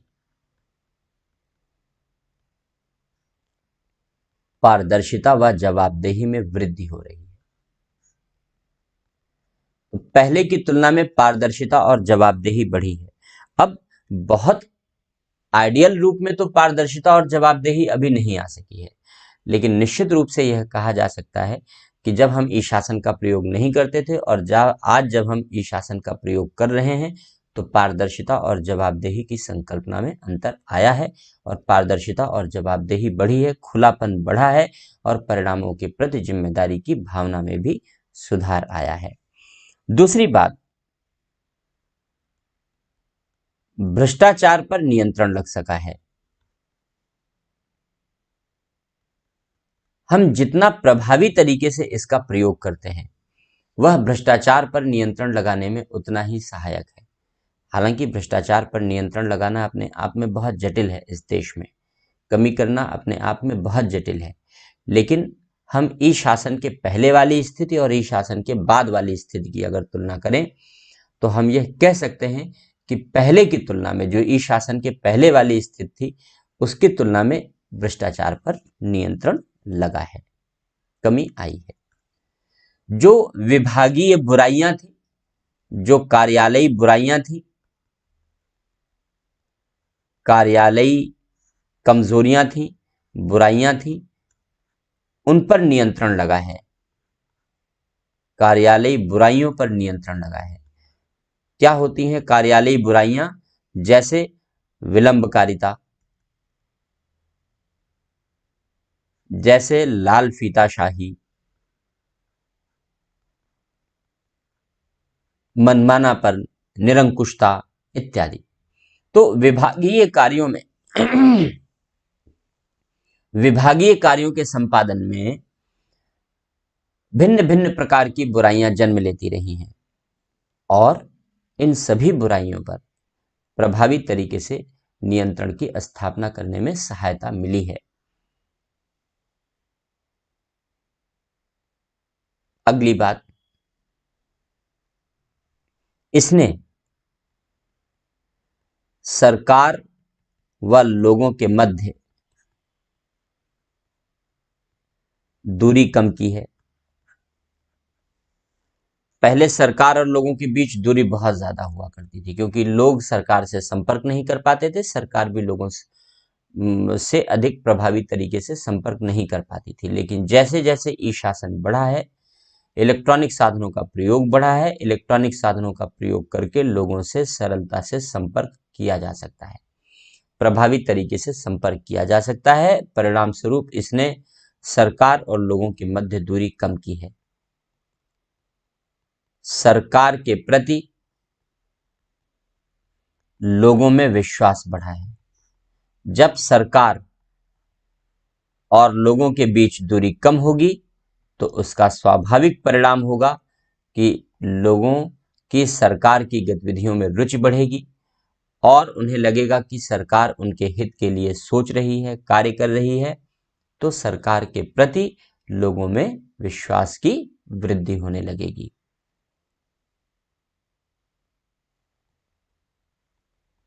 साथ ही जब सरकार के प्रति लोगों के विश्वास में वृद्धि होगी तो शासन में लोगों की भागीदारी जो अब तक कम रही है, कमजोर रही है, शासन में लोगों की भागीदारी में वृद्धि होगी।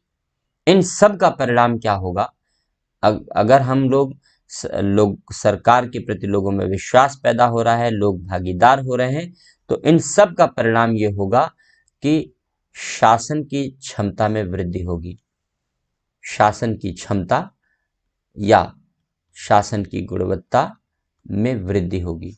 और शासन की क्षमता या शासन की गुणवत्ता में वृद्धि होगी तो यह अच्छे शासन की स्थापना में सहायक होगा, क्योंकि अच्छे शासन का अर्थ होता है कि शासन की क्षमता या शासन की गुणवत्ता में वृद्धि होना। तो निसंदेह यह अच्छे शासन की स्थापना में सहायक होगा। इसके अलावा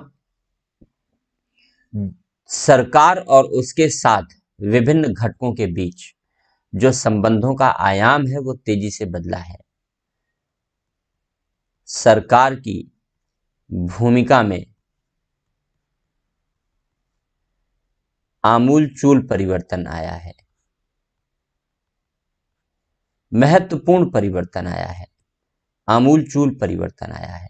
अब सरकार पहले की तुलना में अधिक ग्राहकोन्मुखी हो गई है। अब सरकार पहले की तुलना में अधिक संवेदनशील हो गई है, केवल ग्राहकों के प्रति ही नहीं, अपने कर्मचारियों के प्रति भी, कारोबारियों के प्रति भी, सभी के प्रति, दूसरी सरकारों के प्रति भी सरकार की भूमिका में आमूलचूल परिवर्तन आ गया है, महत्वपूर्ण परिवर्तन आ गया है। कैसे ये आमूलचूल बदलाव आया है, कैसे ये महत्वपूर्ण परिवर्तन आया है, इसको हम लोग एग्जाम्पल से समझते हैं। इसको कहते हैं G2G, G2C, G2B और G2E। G2E, G for government,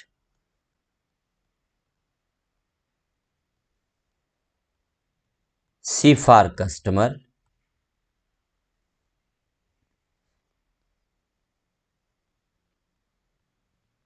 B for business, and E for employee. E for employee.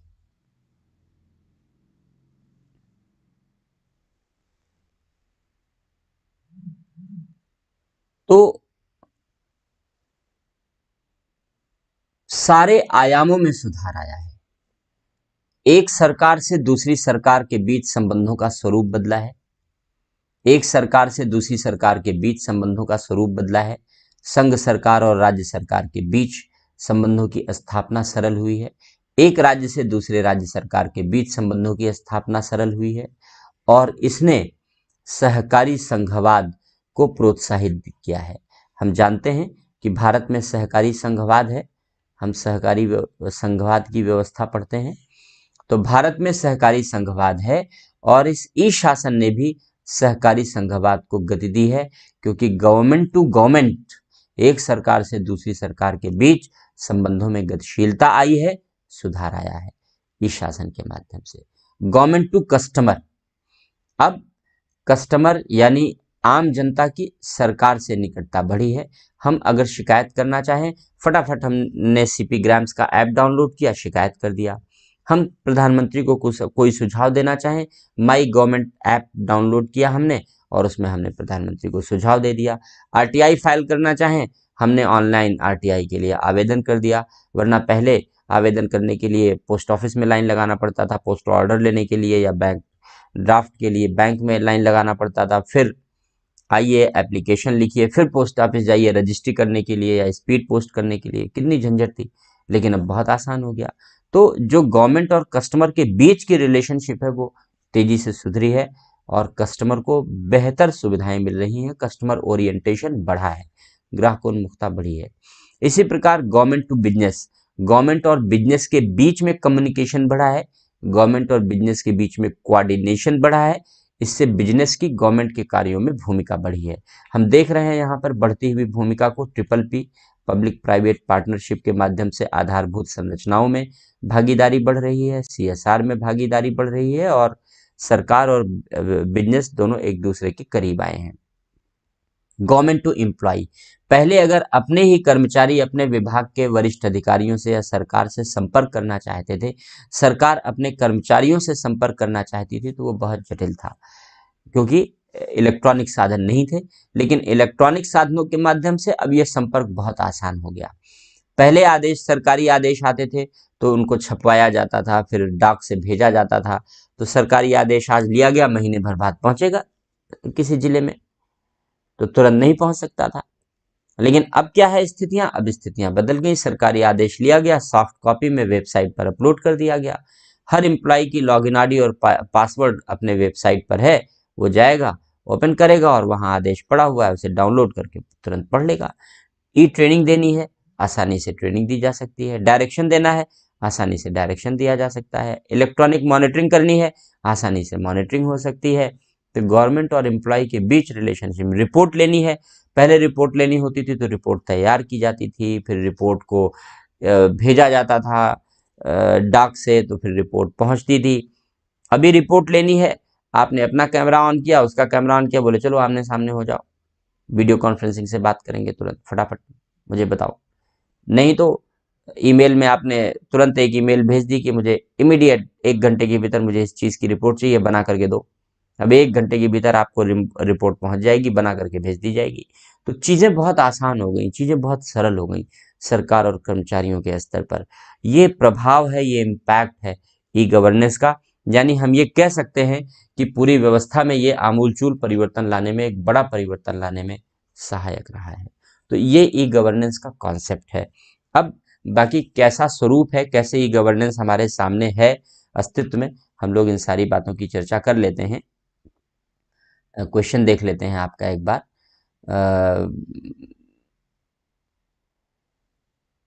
Corporate घराने को बैंकिंग लाइसेंस दिया जाए तो क्या प्रभाव पड़ेगा? इसका कोई उद्देश्य नहीं यहाँ पढ़ने का। कारपोरेट फैमिली को बैंकिंग कोई मतलब नहीं है। ईवीएम को ट्रांसपेरेंसी की नज़र से नहीं देखा जाता। कुछ नहीं आता उनको ईवीएम के बारे में, जो लोग नहीं देखते ट्रांसपेरेंसी के नज़रिए से, क्योंकि हमारी ईवीएम बहुत लीक प्रूफ है, कोई फ्रॉड नहीं हो सकता।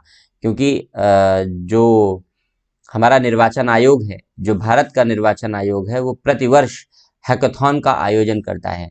हैकाथॉन का मतलब होता है कि आप आइए और ईवीएम को हैक करके दिखाइए, और हैक करने के लिए आप देश विदेश से जितने भी साइबर एक्सपर्ट हैं, जितने भी लोग अपने आप को साइबर क्षेत्र का तुर्रम खां समझते हैं, एक्सपर्ट समझते हैं, सबको लेकर आइए और ईवीएम को हैक करके दिखाइए। दिन भर जुटे रहिए ईवीएम के सामने और हैक करके दिखाइए। तो ये चैलेंज हर साल ईवीएम इलेक्शन कमीशन लोगों को देता है, कोई नहीं आता, कोई नहीं आता, सिर्फ और सिर्फ दूर से आलोचना करते हैं। तो मूर्ख हैं वो लोग, भारत के ईवीएम के बारे में कुछ नहीं जानते। जो लोग विदेशों की ईवीएम और भारत की ईवीएम की तुलना करते हैं वो भी मूर्ख हैं, क्योंकि विदेशों के ईवीएम के सॉफ्टवेयर और भारत के ईवीएम के सॉफ्टवेयर दोनों में जमीन आसमान का अंतर है। विदेशों के ईवीएम के सॉफ्टवेयर इस प्रकार के थे कि वो आसानी से हैक हो सकते थे, इसलिए हैक हुए, इसलिए वो बैलेट पेपर पर लौट आए। हमारे ईवीएम का सॉफ्टवेयर ऐसा है ही नहीं कि आप उसे हैक कर सकिए, बिना तार जोड़े चलेगा ही नहीं। वाईफाई और इन सारी चीज़ों का, वाईफाई ब्लूटूथ ये सब है ही नहीं है। विदेशों में वाईफाई भी था, ब्लूटूथ भी था, दूर से हैक हो जाता था। हमारे यहाँ ना वाईफाई है, ना ब्लूटूथ है, कुछ नहीं है, तार जोड़ेंगे तभी चलेगा। तार निकाल लिए, मर गया, ईवीएम खत्म। तो हमारे यहाँ ईवीएम हैक नहीं हो सकती। तो वो लोग, जो लोग आलोचना करते हैं ईवीएम की, वो बिल्कुल पढ़े लिखे नहीं है, वो कुछ नहीं जानते ईवीएम की फंक्शनिंग के विषय में, कि ईवीएम फंक्शन कैसे करता है, विदेशों में कैसे फंक्शन करता है, हमारे यहाँ कैसे फंक्शन करता है। रेड टैपिज्म, हाँ, लाल फीताशाही बता दे रहे हैं, लाल फीताशाही क्या है। लेकिन लाल फीताशाही पर मैंने एक वीडियो अपलोड कर रखा है अपने यूट्यूब चैनल पर, तो एक बार लाल फीताशाही पर जा करके वो वीडियो देख लीजिएगा, तो ज़्यादा क्लैरिटी आ जाएगी। लेकिन बता देता हूँ मैं यहाँ पर लाल फीताशाही किसे कहते हैं। लाल, पहले फाइलें सरकारी कार्यालयों में जो फाइलें थी वो लाल कपड़े में, लाल फीते में बांध करके रखी जाती थी। तो वहां से लाल फीता का भाव आया, शब्द आया। और शाही जो शब्द है, शाही शब्द है, वो शासन का प्रतीक है। तो ये वास्तव में मनमाने शासन का प्रतीक है। शाही, शाही शब्द मनमाने शासन का प्रतीक है। तो लाल फीता शाही का अर्थ होता है कि फाइलों पर अपने अधिकारों का मनमाना प्रयोग करना, फाइलों पर अपने अधिकारों का मनमाना प्रयोग करना। तो ये सरकारी कार्यालयों में निरंकुशता, मनमानापन, विलंबकारिता जैसे परिणामों को जन्म देता है। तो इस बुराई को लाल फीताशाही कहते हैं, रेड टैपिज्म कहते हैं। ठीक है। तो प्रवेश कहते हैं मेरा चैनल कौन सा है, मेरे नाम से है, डॉक्टर आदर्श कुमार के नाम से यूट्यूब पे सर्च कीजिएगा तो आपको मेरा यूट्यूब चैनल मिल जाएगा। डॉक्टर आदर्श कुमार के नाम से सर्च कीजिएगा, डॉक्टर आदर्श कुमार, रेड टैपेज में सर्च कीजिएगा तो सीधे वो वीडियो ओपन हो जाएगा, तो आप वो वीडियो देख सकते हैं वहाँ पर। इस तरीके के छोटे छोटे कॉन्सेप्ट वाले वीडियो मैंने कुछ अपलोड किए हैं, कुछ और मुझे अपलोड करना था। वोहरा रिपोर्ट भी मैंने अपलोड की है, माफिया पर और इन सब पर। मैंने सोचा था कि बहुत अच्छे अच्छे टॉपिक पर अपलोड करूंगा, लेकिन समय नहीं मिल पाता अपलोड करने का, तो लेकिन आगे करते रहेंगे। अदर कंट्रीज में इंडिया जैसी ईवीएम क्यों नहीं अपनाई? इसलिए नहीं अपनाई क्योंकि वो बहुत एडवांस है। तो पिछड़ा ईवीएम कैसे अपना लें? एडवांस के चक्कर में हैक हो गए। हमने अपने आप को एडवांस माना ही नहीं, हमने कहा जितने पे हैं हम उतने पे ही ठीक है।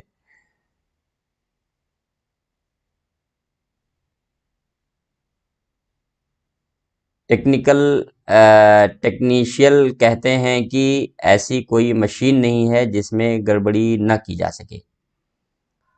अब देखिए, ये सारी बातें तो बिल्कुल अपने पैमाने पर अलग हैं ही, लेकिन इन सारी बातों का कोई अर्थ इसलिए नहीं है, ये सारी बातें निरर्थक इसलिए हैं कि जितने लोग ईवीएम की आलोचना करते हैं, वो इलेक्शन कमीशन जब हैकाथॉन आयोजित करता है दिल्ली में, क्यों नहीं जाते?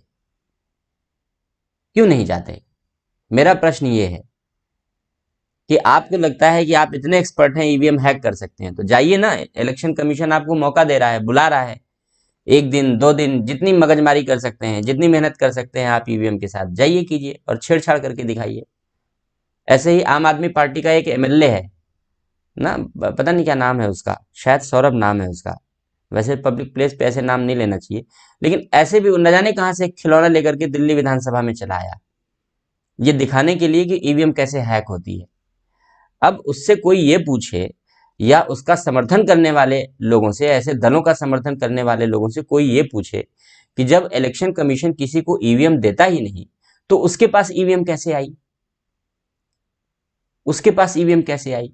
लेकिन न जाने कहां से एक खिलौना लेकर के दिल्ली विधानसभा में पहुंच गया, और चूंकि पहले इंजीनियरिंग बैकग्राउंड का था तो अपने ज्ञान का बखान करने लगा और ये दिखाने लगा कि देखो मैं कैसे ईवीएम हैक कर रहा हूं। तो ऐसे मूर्ख लोग बहुत हैं इस देश में, ऐसे मूर्ख लोग बहुत हैं इस देश में। आप उस विवाद में मत पड़िए, आप पढ़े लिखे, आप समझदार हैं। ऐसे मूर्ख राजनेताओं के द्वारा की जाने वाली बहस में आप हिस्सेदारी ना निभाएं। इलेक्शन कमीशन साफ साफ मौका देता है, साफ साफ अवसर देता है, प्रतिवर्ष देता है, प्रतिवर्ष देता है। तो अगर इलेक्शन कमीशन अवसर न दे रहा होता तो हम उस पर प्रश्न चिन्ह खड़े कर सकते थे, हम उस पर उंगली उठा सकते थे। लेकिन जब वो प्रतिवर्ष अवसर देता है, सबको खुला चैलेंज देता है कि आप साइबर एक्सपर्ट केवल भारत से ही नहीं विदेशों से लेकर के आइए, आप जहां से ला सकते हैं आप साइबर एक्सपर्ट लेकर के आइए और ईवीएम को हैक करके दिखाइए, तो सारी संभावनाएं अपने आप यहीं खत्म हो जाती हैं, सारी आलोचनाएं यहीं खत्म हो जाती हैं। हाँ, कुछ लोग ऐसे होते हैं जो केवल आलोचना के लिए आलोचना करते हैं, उनका कुछ नहीं किया जा सकता, उनका कुछ नहीं किया जा सकता। तो कोई बात नहीं, करने दीजिए, हाथी निकलता रहता है कुत्ते भौंकते रहते हैं, कहावत है, तो उन्हें भौंकने दीजिए, उनका कुछ किया भी नहीं जा सकता। तो ई शासन के कॉन्सेप्ट को हमने समझा कि ई शासन है क्या और ई शासन किस तरीके से कार्य, इस ई शासन की उपयोगिता क्या है। अब ई शासन के स्वरूप को हम लोग समझेंगे कि ई शासन का स्वरूप कैसा है। हमने कहा, हमने आपको बताया कि शासन में सूचना और संचार प्रौद्योगिकी के साधनों का प्रयोग ई शासन कहलाता है। जब हम शासन की गतिविधियों में सूचना और संचार प्रौद्योगिकी के साधनों का प्रयोग करते हैं तो हम उसे ई शासन की संज्ञा देते हैं, इलेक्ट्रॉनिक शासन की संज्ञा देते हैं। तो ये बात तो हमने कॉन्सेप्ट के रूप में समझ ली, लेकिन हम कैसे समझें कि ई शासन हमारे लिए उपयोगी होता है, हम कैसे समझें कि ई शासन हमारे लिए लाभप्रद होता है, हम कैसे समझें कि ई शासन हमारे आसपास काम करता है, तो ई शासन किस स्वरूप में जन्म लेता है, हम उन स्वरूपों की यहाँ पर आपसे चर्चा करने जा रहे हैं। तो कुछ बातों की हम लोग यहाँ पर चर्चा करेंगे। MIS पढ़ेंगे, GIS पढ़ेंगे, M गवर्नेंस पढ़ेंगे, SM गवर्नेंस पढ़ेंगे। तो इन सारे स्वरूपों की हम लोग यहाँ पर आपसे चर्चा करने जा रहे हैं, जिससे हम ये समझ सकें कि ई शासन हमारे इर्द गिर्द कैसे काम करता है, हमारे चारों ओर कैसे काम करता है। इस बात को हम इन उदाहरणों से समझ सकेंगे, ये ई शासन के स्वरूप को समझने में हमें सहायता देंगे। तो MIS GIS थोड़ा टेक्निकल है, तो हम पहले आसान चीज से शुरू करते हैं, आसान संकल्पना से शुरू करते हैं, फिर थोड़ा सा डिफिकल्ट की ओर बढ़ते हैं। तो पहले हम M गवर्नेंस की बात करते हैं, M गवर्नेंस की बात करते हैं।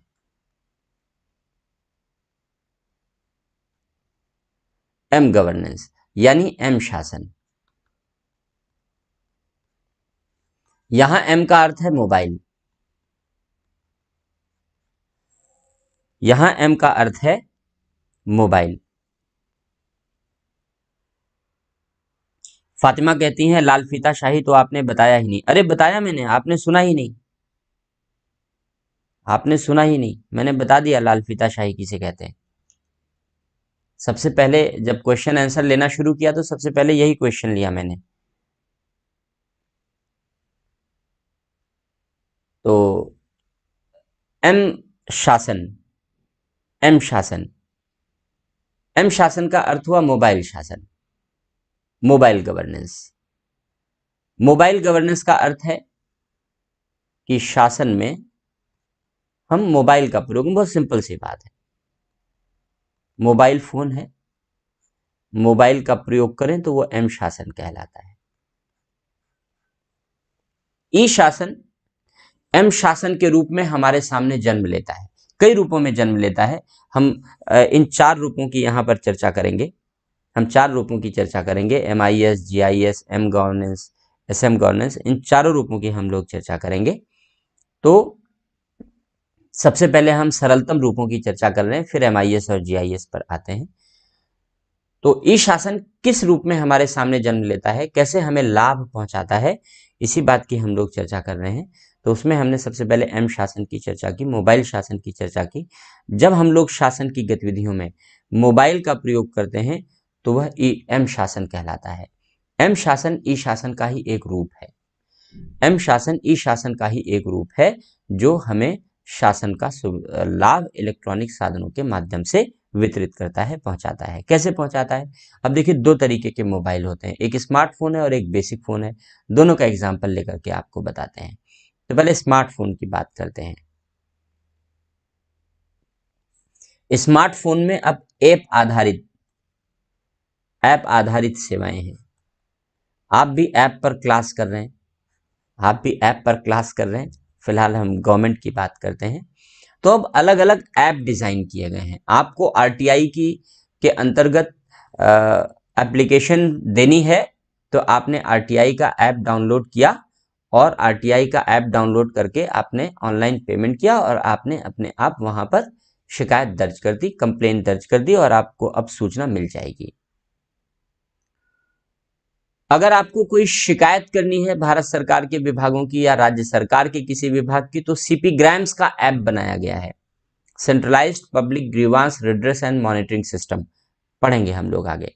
तो CP ग्राम्स का ऐप बनाया गया है। आपने CP ग्राम्स का ऐप डाउनलोड किया और उस ऐप के माध्यम से आपने भारत सरकार को शिकायत भेज दी। अब आपकी शिकायत का समाधान निश्चित समय सीमा में आपको कर दिया जाएगा। इसी प्रकार ऐप आधारित, एप्लीकेशन पर आधारित अन्य विभागों ने भी अपनी सेवाएं और सुविधाएं देनी प्रारंभ की हैं। धीरे धीरे पूरा सिस्टम एप्लीकेशन बेस्ड होता चला जा रहा है और एप्लीकेशन जैसे उमंग ऐप है, आपने लिखा भी है, राहुल ने लिखा भी है, बिल्कुल ठीक है, उमंग ऐप है। उमंग ऐप में बहुत सारी भारत सरकार की और राज्य सरकारों की सेवाएं ऐड की गई हैं और वहां आप सेवाएं और सुविधाएं ले सकते हैं। धीरे धीरे उन्हें और ऐड किया जा रहा है। तो इस प्रकार ऐप आधारित सेवाएं प्रभावी तरीके से ग्रहण की जा रही हैं, ली जा रही हैं। इसी में M बैंकिंग है। आप अपनी सारी बैंकिंग एक्टिविटीज को मोबाइल के माध्यम से कर रहे हैं। M ट्रांजैक्शन है। आप कोई भी लेन देन, ट्रांजैक्शन मतलब लेन देन, आप मोबाइल के माध्यम से लेन देन कर रहे हैं। M बिजनेस है। अब मोबाइल के माध्यम से आप बिजनेस कर रहे हैं। अमेजॉन और फ्लिपकार्ट और तमाम इन सब पे आपने रजिस्टर करा लिया अपनी एजेंसी को या किसी भी तरीके से, indiamart.com है और तमाम इस तरीके से। अब तो मोबाइल के माध्यम से आप अपना बिजनेस कर रहे हैं। तो इस तरीके से मोबाइल अब शासन की गतिविधियों के लाभों का वितरण करने का प्रभावी साधन बन चुका है।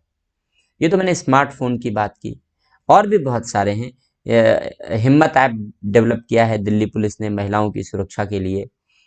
ग्रामीण विकास के लिए अलग ऐप डेवलप किया गया है। तो हर क्षेत्र में अब धीरे धीरे ऐप डेवलप हो रहे हैं। अब हम बेसिक फोन की बात करते हैं। बेसिक फोन का मतलब है ऐसा फोन जिसमें इंटरनेट की सुविधा नहीं है, जिसमें जो स्मार्टफोन नहीं है, स्मार्टफोन से अलग है। तो उस बेसिक फोन का भी उपयोग करके हम शासन की गुणवत्ता को बढ़ा रहे हैं, हम आपको लाभों का वितरण कर रहे हैं। जैसे किसान कॉल सेंटर है, सरकार ने किसान कॉल सेंटर चला रखा है। इस किसान कॉल सेंटर पर कृषि वैज्ञानिक बैठे होते हैं और कोई भी किसान कॉल सेंटर पे कॉल करके अपनी कृषि संबंधी समस्याओं को शेयर कर सकता है और उनसे समाधान प्राप्त कर सकता है। अगर स्मार्टफोन है तो और भी अच्छा है, फोटो आदि खींच करके भी भेज सकता है और समाधान प्राप्त कर सकता है। लेकिन नहीं है तो इसके जरिए किया जा सकता है। अनाज खरीद, जैसे अनाज खरीद कुछ राज्यों में शुरू हो चुका है, मध्य प्रदेश ने शुरुआत की। जैसे कि मध्य प्रदेश ने जब गेहूं खरीदना शुरू किया शुरुआती दौर में, तो मध्य प्रदेश सरकार ने क्या किया, वहां के मुख्यमंत्री ने निर्णय लिया कि जो गेहूं खरीद है, अनाज खरीद है, उसमें उन सबको मोबाइल से कनेक्ट किया जाएगा। तो किसान से जितना अनाज खरीदा गया, अब अनाज को खरीद करके उसको ऑनलाइन पंजीकृत कर दिया गया। तो अब एनआईसी के पास मैसेज चला गया, सीधे नेशनल इंफॉर्मेशन सेंटर के पास चला गया, और एक मैसेज किसान के पास चला आया कि भाई तुम्हारा कितना अनाज अनाज खरीदा गया। अब अनाज की इस खरीद में बिचौलियों का रोल कम हो गया। पहले से जो घटतौली होती थी, खरीदा जाता जाता था और लिखा कम जाता था, और बाकी बचे अनाज की कालाबाजारी हो जाती थी, उसकी संभावना कम हो गई।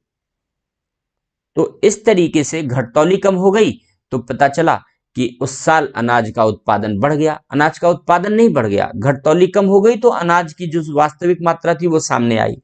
तो हमने पढ़ा कि भाई मध्य प्रदेश में गेहूं का उत्पादन बढ़ गया। उत्पादन नहीं बढ़ा था, उत्पादन इस तरीके से बढ़ा था क्योंकि सरकार ने मोबाइल का प्रयोग करना शुरू कर दिया, तो जो कालाबाजारी थी, घटतौली थी, वो लगभग कम हो गई, समाप्त हो गई। तो उससे उत्पादन बढ़ गया, किसानों को उसके लिए अलग से बेनिफिट मिला, प्रोत्साहन योजना दी गई। अब अनाज खरीद लिया गया, उसका मैसेज आ गया किसान के पास। अब सरकारी रेट से उतने अनाज के लिए किसान को कितना पैसा मिलेगा, सिस्टम जनरेटेड है। सिस्टम जनरेटेड है, और सिस्टम जनरेटेड है, तो कुछ समय के बाद किसान के पास मैसेज आ जाएगा कि भाई आपका अनाज जितना सरकार ने खरीदा, उसकी टोटल कीमत इतनी होती है। अब कुछ समय में जैसे सरकार फंड रिलीज करेगी, पूरा पैसा सरकारी फंड से चला और सीधे किसान के बैंक अकाउंट में पहुंच गया। सीधे किसान के बैंक अकाउंट में पहुंच गया, और किसान के पास फोन पर मैसेज आ गया कि भाई इतना पैसा तुम्हारे अकाउंट में सरकारी खजाने से ट्रांसफर हो गया। तो अब इस सिस्टम में बिचौलियों का रोल ही खत्म कर दिया गया। वरना पहले पैसे का भुगतान करवाने में बिचौली, अनाज बिकवाने में बिचौलिए, अनाज तौलवाने में बिचौलिए, तो इन सारे बिचौलियों को मुक्त करने की व्यवस्था शुरू कर दी गई केवल मोबाइल फोन का प्रयोग करके। तो ये ऐसे प्रयोग हैं, ये मोबाइल शासन का ऐसा प्रयोग है जहां बिना स्मार्ट शासन के सरकारी सेवाओं और सुविधाओं के लाभों का वितरण किया जा रहा है। तो इस प्रकार जब हम शासन के लाभों का वितरण मोबाइल फोन के माध्यम से करते हैं, मोबाइल के द्वारा करते हैं, शासन में मोबाइल का उपयोग करते हैं, तो हम उसे एम गवर्नेंस के नाम से जानते हैं। हाँ, अब बेसिक फोन से भी मनी ट्रांसफर हो सकता है, बिल्कुल अब तो हो सकता है। ठीक कह रहे हैं अभिषेक आप। अब एसएम गवर्नेंस की बात करते हैं।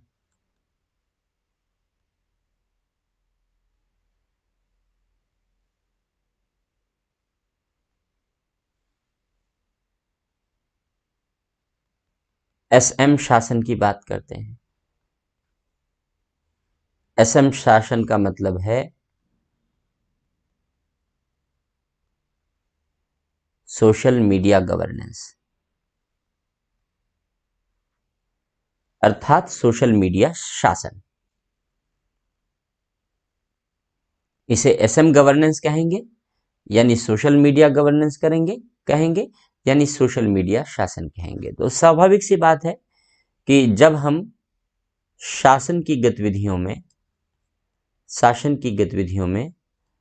सोशल मीडिया का प्रयोग करते हैं, सोशल मीडिया के साधनों का प्रयोग करते हैं, तो उसे हम एसएम गवर्नेंस कहते हैं, उसे एसएम शासन कहते हैं।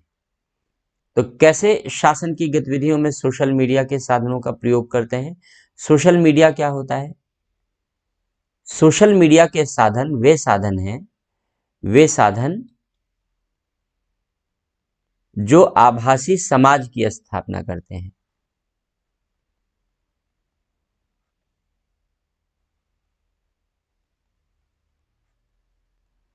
आभासी समाज की स्थापना करते हैं। आभासी समाज क्या होता है? वर्चुअल सोसाइटी क्या होती है? आभासी समाज का आशय, समाज का मतलब व्यक्ति का एक दूसरे से संपर्क आधारित समूह।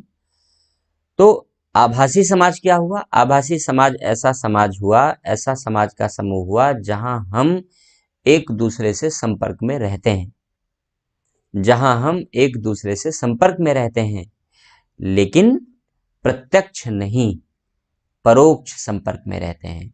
दूर बैठे होते हैं एक दूसरे से, लेकिन दूर बैठ करके एक दूसरे से संपर्क में रहते हैं, एक दूसरे का हालचाल लेते रहते हैं, एक दूसरे को विचार भेजते रहते हैं, एक दूसरे से कम्युनिकेट करते रहते हैं, संचार करते रहते हैं। तो ऐसे समाज को आभासी समाज कहते हैं। तो ऐसे साधन जो आभासी समाज की स्थापना कर रहे हैं वे सोशल मीडिया के साधन कहलाते हैं, जैसे ट्विटर,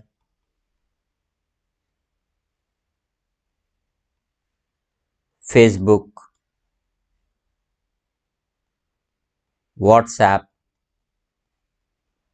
इत्यादि, टेलीग्राम, इंस्टाग्राम, बहुत सारी चीजें।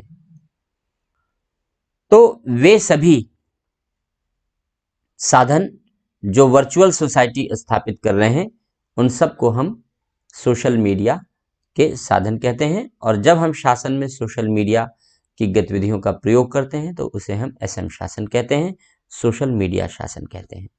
अब कैसे इनका प्रयोग होता है सोशल मीडिया के साधनों का, आप जानते हैं, आप इसके विषय में जानते हैं।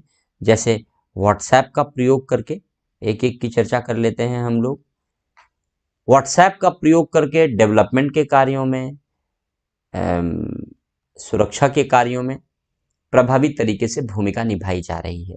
जैसे एग्जाम्पल के जरिए आपको समझाते हैं, बेंगलुरु में और भी कुछ एक जगहों पर ये शुरू किया गया है कि जो बीट कांस्टेबल होता है, जो गश्त करने वाला कांस्टेबल होता है, उसका जो इलाका है गश्त करने का, वो उस इलाके में रहने वाले सारे रेजिडेंट्स को वो अपना नंबर शेयर कर देता है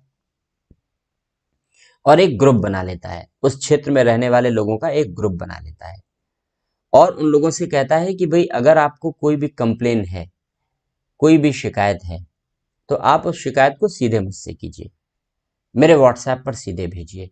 अगर आपको आपकी कॉलोनी में कोई संदिग्ध व्यक्ति नजर आता है, तुरंत मुझे भेजिए। अगर कोई भी घटना होती है, इस चेन स्नैचिंग हो जाती है, पर्स की चोरी हो जाती है, मोबाइल की स्नैचिंग हो जाती है, मेरे व्हाट्सएप ग्रुप पे तुरंत मैसेज डालिए। तो चूंकि वो आसपास के थानों के व्हाट्सएप ग्रुप से वो जुड़ा होता है, क्योंकि वो पुलिसकर्मी है, तो वो तुरंत उस मैसेज को फ्लोट कर देता है। आसपास के थाने अलर्ट हो जाते हैं और अपराधी तुरंत पकड़ लिया जाता है, तुरंत पकड़ लिया जाता है। लॉ एंड ऑर्डर को मेंटेन करने में, क्राइम को कंट्रोल करने में इस व्हाट्सएप ग्रुप में बहुत बेहतर भूमिका निभाई है। लेकिन ये बेहतर भूमिका इसलिए निभाई है क्योंकि उसने प्रयोग किया। हर क्षेत्रों में ऐसा नहीं है, हर जगहों पर ऐसा नहीं है, ये केवल कुछ ही जगहों पर है और इससे बड़े क्रांतिकारी परिवर्तन आ रहे हैं। क्योंकि अगर हमने किसी संदिग्ध व्यक्ति को देखा तो हम पुलिस को कभी सूचना नहीं देते, जानबूझकर नहीं देते, क्योंकि अगर हमने पुलिस को सूचना दी तो पुलिस हम ही को अपराधी मान लेती है, सबसे ज्यादा हम ही से पूछताछ शुरू कर देती है। अगर हम किसी भी गैर कानूनी गतिविधियों को होते हुए देखते भी हैं तो हम पुलिस को सूचना नहीं देते, क्योंकि हम पुलिस की झंझट में पड़ने से बचना चाहते हैं। और हकीकत है, पुलिस तंग करती है, इस देश में तंग करती है। मैंने एक बार दिल्ली में मैं जा रहा था, तो ट्रैफिक जाम था और मैं खड़ा था। मैंने जाकर के कार रोकी, पीछे से एक वैन वाले ने आकर के मेरी कार को पीछे से हिट किया। मैं उतर के गया, मैंने देखा उसमें बहुत छोटे छोटे बच्चे बैठे थे, प्रेप वाले, नर्सरी वाले, बहुत छोटे छोटे बच्चे बैठे थे। जब मैंने उस ड्राइवर से पूछा तो उसके मुंह से बहुत तेज स्मेल आई। यानी उसने दोपहर के 12 बजे दोपहर के 12 बजे उसने भयंकर ड्रिंक कर रखी थी, इतनी ड्रिंक कर रखी थी कि उसका अपनी कार पर कंट्रोल नहीं था और पूरे खुले सड़क पर आकर के उसने बढ़िया तरीके से हिट कर दी। मैंने तुरंत पुलिस में कंप्लेन की, पुलिस आ गई। अब पुलिस ने उसके मालिक को बुला लिया, जो वैन वाला था। अब चूंकि हर वैन वाले का चौराहे पर बंधा होता है, एक वैन जितने चौराहे से होकर के गुजरती है, स्कूल जाती है, तो उस चौराहे के हिसाब से रेट बंधा होता है, वो पुलिस वालों के पास पहुंच जाता है। हर वैन वाला पुलिस वाले को इस तरीके से रिश्वत हर महीने देता है। और रिश्वत देने का तरीका भी मैंने आपको बता दिया कैसे रिश्वत दी जाती है। तो स्वाभाविक सी बात है कि अगर पुलिस वाला उस वैन वाले के खिलाफ कार्यवाही करेगा तो फिर रिश्वत ले रहा है, वो कैसे कार्यवाही कर ले। लेकिन मैं अड़ गया, मैंने कहा नहीं, कार्यवाही करो। अब आप देखिए, पुलिस वाला मुझे समझाने की कोशिश कर रहा है, अरे साहब जाने दो, मैं इसके खिलाफ, दो थप्पड़ उसने मारे मेरे सामने उस ड्राइवर को, ये दिखाने के लिए कि वो एक्शन लेगा। लेकिन मैं माजरा तो मैं समझ रहा था, मैं बात को समझ रहा था। तो स्वाभाविक सी बात है, मैंने भी बहुत समय नहीं बर्बाद किया। मुझे पता था कि पुलिस रफा दफा कर देगी मामले को। मैं घर आया और मैंने दिल्ली पुलिस कमिश्नर को एक मेल भेजी कि ऐसी ऐसी घटना है और दोपहर में फुल ड्रिंक करके और छोटे छोटे बच्चों को लेकर के कार चलाई जा रही है, इसलिए पुलिस इस बात की सघन जांच करे और यह सुनिश्चित करे कि शराब पी करके लोग गाड़ी ना चलाएं।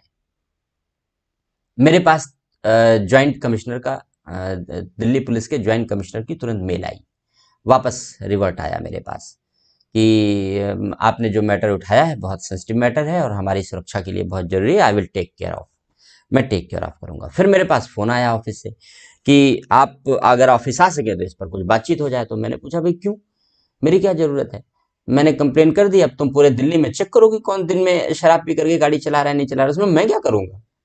मेरा काम था एक सभ्य नागरिक होने के नाते आपको इन्फॉर्मेशन देना, मैंने दे दी, तो कोई बात नहीं। वो केस उन्होंने ट्रांसफर कर दिया एसीपी को, एरिया के। ये मैं आईपीएस की बात बता रहा हूँ, पढ़ा लिखा आदमी है, यानी कितना बुद्धिमान था आप समझ सकिए, मैं क्यों बुरा भला कहूँ उसे। तो एसीपी को ट्रांसफर हो गया, थाने में ट्रांसफर हो गया केस। अब थाने से मेरे पास फोन आने लगा कि एसीपी साहब ने बुलाया। मैंने कहा क्यों बुलाया है। बोले चूंकि आपने कंप्लेन की है तो वो केस के रूप में दर्ज हो गई, तो इसलिए इस पर के बारे में एक बार बातचीत कर ली जाए कि आपका केस सॉल्व हो गया। मैंने कहा मेरा कोई केस नहीं है, न मेरा कोई इंटरेस्ट है, लेकिन किसी भी घर के बच्चे हो सकते हैं, वो कहीं भी लेकर के भिड़ सकता है, बच्चों के साथ कैजुअलिटी हो सकती है, इसको रोकना आपकी जिम्मेदारी है, आप लोग रोकिए, उसमें मैं क्या करूंगा आकर के। लेकिन नहीं, हर तीसरे दिन मेरे पास फोन आ जाए कि आप एक बार थाने आ जाइए, एसीपी साहब ने आपको बुलाया। फिर एक दिन मुझे बहुत गुस्सा आया, जैसे मेरे पास फोन आया मैंने खूब फटकार लगाई। मैंने कहा अगर आज के बाद तुमने फोन किया तो मैं तुम्हारी complain ministry of home affairs में करूंगा और एनएचआरसी में करूंगा और नौकरी छीन लूंगा मैं तुम्हारी। करप्ट हो सारे के सारे लोग, और अनावश्यक शिकायत करने पर जो आदमी कंप्लेन कर रहा है उसे परेशान कर रहे। तो जब मैंने उसे खूब फटकार लगाई तो उसके बाद से उसका फोन आना बंद हो गया। मैंने कहा आज के बाद फोन मत करना तुम, क्योंकि अगर आज के बाद तुमने फोन किया तो मैं तुमको सीधे एनएचआरसी में देखूंगा, और मैं नहीं तो मैं तुम्हारे खिलाफ सुप्रीम कोर्ट में केस कर दूंगा, पीआईएल कर दूंगा कि तुम हैरेस करते हो लोगों को। तो जब मैंने उसे खूब धमकी दी, खूब भड़काया, तो उसका फोन आना बंद हो गया। अब आप अंदाजा लगाइए कि ये देश की राजधानी की पुलिस है, ये देश की राजधानी की पुलिस है जो पॉलिटिकल इंटरफेरेंस से लगभग मुक्त है, कि अगर हमने गुड फेथ में कंप्लेन की, मेरा उसमें कोई इंटरेस्ट नहीं था, मेरा उसमें कोई इंटरेस्ट नहीं था, मैंने सिर्फ गुड फेथ में कंप्लेन की कि अगर ड्रिंक करके कोई व्यक्ति दोपहर में 12 बजे ड्राइविंग कर रहा है और बच्चों को लेकर जा रहा है, तो स्वाभाविक सी बात है कोई भी दुर्घटना हो सकती है, किसी भी परिवार के बच्चे हो सकते हैं, बच्चों के साथ भी दुर्घटना हो सकती है और जिसको हिट करेगा उसके साथ भी दुर्घटना हो सकती है। इसलिए इस तरीके के मिसहैपनिंग को रोका जाए। लेकिन कैसे कोई आदमी अपनी सभ्य नागरिक की भूमिका निभाएगा अगर पुलिस का रवैया ये होगा। मान लीजिए मैंने पुलिस को मैंने धमकी भरे शब्दों में मैंने पलट के जवाब दे दिया। हर आदमी नहीं कर सकता ना, हर आदमी नहीं कर पाएगा, तो वो तो पुलिस वालों के हाथों प्रताड़ित होगा, वो बेचारा डर के मारे सहम जाएगा। तो ऐसी दशा में ये जो अव्यवस्थाएं हैं समाज में, वो पुलिस और लोगों के बीच, पुलिस के प्रति लोगों के मन में अविश्वास पैदा करती है। लेकिन मैं आपको ये बताना चाह रहा था अब यहाँ पर इस एग्जाम्पल के माध्यम से कि उस पुलिस वाले ने व्हाट्सएप ग्रुप बना करके अब लोगों में एक विश्वास पैदा करने की कोशिश की कि अब आप कोई भी शिकायत आप मुझसे कर दीजिए, कोई भी कंप्लेन आप मुझसे कर दीजिए, मैं उसको तुरंत निगरानी में लूंगा, मैं तुरंत देखूंगा कि इस इलाके में, चूंकि मेरा इलाका है इसलिए इस इलाके में कोई अपराध ना होने पावे, कोई आपराधिक गतिविधियां ना होने पावे, कोई आपराधिक गतिविधियों वाला इस इलाके में आपराधिक गतिविधियों को लेकर के घूमने फिरने ना पाए।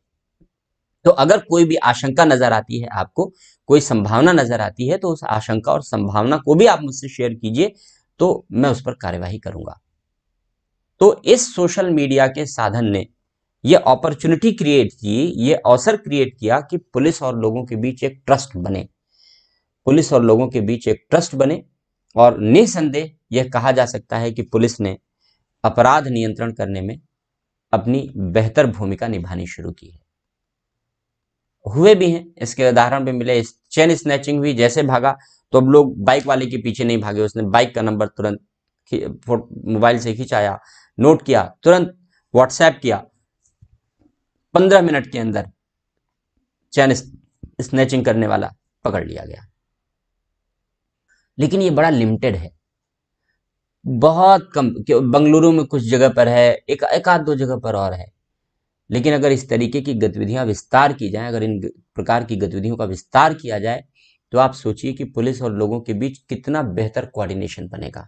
और अगर ये बेहतर कोऑर्डिनेशन बनेगा तो अपराध अपने आप कम और खत्म हो जाएगा।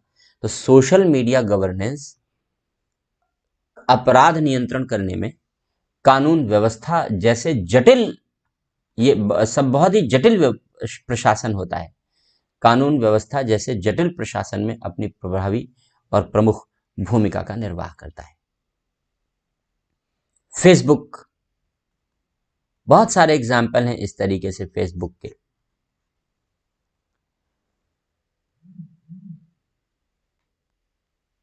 जब इलेक्शन होना हुआ लोकसभा का, अभी पिछला वाला, तो एस.वाई. कुरैशी जो पूर्व निर्वाचन आयुक्त थे, एस.वाई. कुरैशी ने निर्वाचन आयोग के फेसबुक अकाउंट पर एक पोस्ट की, और उन्होंने पोस्ट ये की कि जापान से नकली उंगलियां भारत में मंगाई जाए। कुछ राजनेताओं ने मंगाई हमारे यहाँ नकली उंगलियां। जापान ने इसलिए बनाई थी जिससे कि जिन व्यक्ति के हाथों में उंगलियां नहीं है वे कामकाज कर सकें। तो हमने क्यों मंगाई? हमने मंगाई फर्जी वोटिंग के लिए, बोगस वोटिंग के लिए। क्योंकि अगर आप वोटिंग करते हैं तो इंक लग जाती है। तो अगर आपने जो उंगली का कवर है बनाया गया, उस उंगली के ऊपर उंगली का कवर आपने पहन लिया, स्किन जैसा ही लगेगा, पूरी स्किन जैसी, सारी झुर्रियां और स्किन जैसे, सब कुछ स्किन जैसा लगेगा, नेल, तो आपको लगेगा, एहसास नहीं होगा कि ये नकली उंगली है। तो आपने एक, अगर आपके पास 2 वोटर आईडी कार्ड है तो एक जगह आपने नकली उंगली से वोट दिया, इसके बाद नकली उंगली उतार के रख ली, दूसरी जगह आपने असली उंगली से वोट दिया, तो बोगस वोटिंग के लिए। तो एस.वाई. कुरैशी ने फेसबुक पर पोस्ट किया कि हमारे देश के कुछ राजनेताओं ने ये जापान से आयात की हैं नकली उंगलियां मंगाई जा रही हैं बोगस वोटिंग के लिए। तो हमारे राजनेता बड़े इनोवेटिव हैं इस मामले में। निर्वाचन आयोग तुरंत हरकत में आया। जैसे एस.वाई. कुरैशी ने फेसबुक पर पोस्ट की, निर्वाचन आयोग तुरंत हरकत में आया और उसने पूरे सभी प्रदेशों के निर्वाचन अधिकारियों को डायरेक्शन जारी किया कि ये देखो, ये पोस्ट है जो पूर्व मुख्य निर्वाचन आयुक्त ने की है, ये मेरा डायरेक्शन है, अब बाकी तुम्हारा काम है। तो स्वाभाविक सी बात है कि इस फेसबुक पोस्ट के माध्यम से पूरे देश का जो निर्वाचन तंत्र है वो एक्टिव हो गया, और इस प्रकार की मिस हैपनिंग को रोका जा सका, इस प्रकार की कार्यवाही को रोका जा सका। डेवलपमेंट के भी काम होते हैं। केरल के जिले में एक कोझिकोड जिला था, कोझिकोड जिला है, तो वहां एक झील थी, वो साफ नहीं हो रही थी। हर साल बजट आता है झील की सफाई के लिए, सरकारी बजट होता है, सरकारी तरीके से खर्च होता है हर साल, फिर झील साफ होती है, फिर गंदी होती है, फिर साफ होती है, फिर गंदी होती है, बेसिकली साफ होती ही नहीं है। सफाई के नाम पे केवल पैसा खर्च होता है, गंदगी गंदी बनी रहती है। तो डीएम ने तय किया कि इस बार झील की सफाई करवाई देते हैं। उसने फेसबुक पे पोस्ट किया कि इस संडे जिलाधिकारी अपने कुछ महकमे के अधिकारियों के साथ झील की सफाई के लिए पहुंचेगा। अधिक से अधिक लोग सफाई के लिए पहुंचे, उपकरण आदि जिला प्रशासन उपलब्ध कराएगा, लोग अपनी भागीदारी निभाएं। जितने लोग झील साफ करने में मदद करेंगे, जिला प्रशासन की जितने लोग झील साफ करने में मदद करेंगे, शाम को चावल बिरयानी की दावत दी जाएगी। अब फेसबुक पर यह तेजी से वायरल हो गया, चावल बिरयानी की दावत मिलेगी शाम को, जिलाधिकारी दे रहा है। नतीजा ये हुआ कि देखते देखते हजारों की संख्या में भीड़ झील के इर्द गिर्द इकट्ठी हो गई, और जो झील वर्षों से सरकारी बजट खा रही थी और कभी साफ नहीं हुई, वो झील लोगों की भागीदारी से एक दिन में साफ हो गई। जिलाधिकारी से पूछा गया, वे कहां से खिलाओगे चावल बिरयानी की दावत? तो जिलाधिकारी ने कहा, जो पैसा झील की सफाई में खर्च करते थे सूखा प्रबंधन वाले में से, वही सारा पैसा इनको खिलाने में खर्च कर देंगे। क्योंकि मजदूरी देते हम, झील की सफाई करते, तो वो सारा पैसा इनको खिलाने में खर्च करेंगे। उसने सरकारी बजट से सबको शाम को चावल बिरयानी की दावत दे दी। तो डेवलपमेंट के भी कार्यों को करने में, विकास के कार्यों को भी करने में इस प्रकार सोशल मीडिया के साधन अब बेहतर और प्रभावी भूमिका निभा रहे हैं। कमियां भी हैं, आगे पढ़ेंगे। ट्विटर के माध्यम से आप जानते हैं, जब सुरेश प्रभु रेल मंत्री थे और सुषमा स्वराज विदेश मंत्री थी, तो बड़े एक्टिव थे ये लोग ट्विटर पे। आज भी हमारे मंत्री और नेता एक्टिव हैं, हालांकि वो केवल अपना गुणगान करने के लिए एक्टिव हैं, लेकिन ये दो ऐसे मंत्री थे जो गुणगान करने के लिए नहीं, लोगों की समस्या का समाधान करने के लिए एक्टिव थे।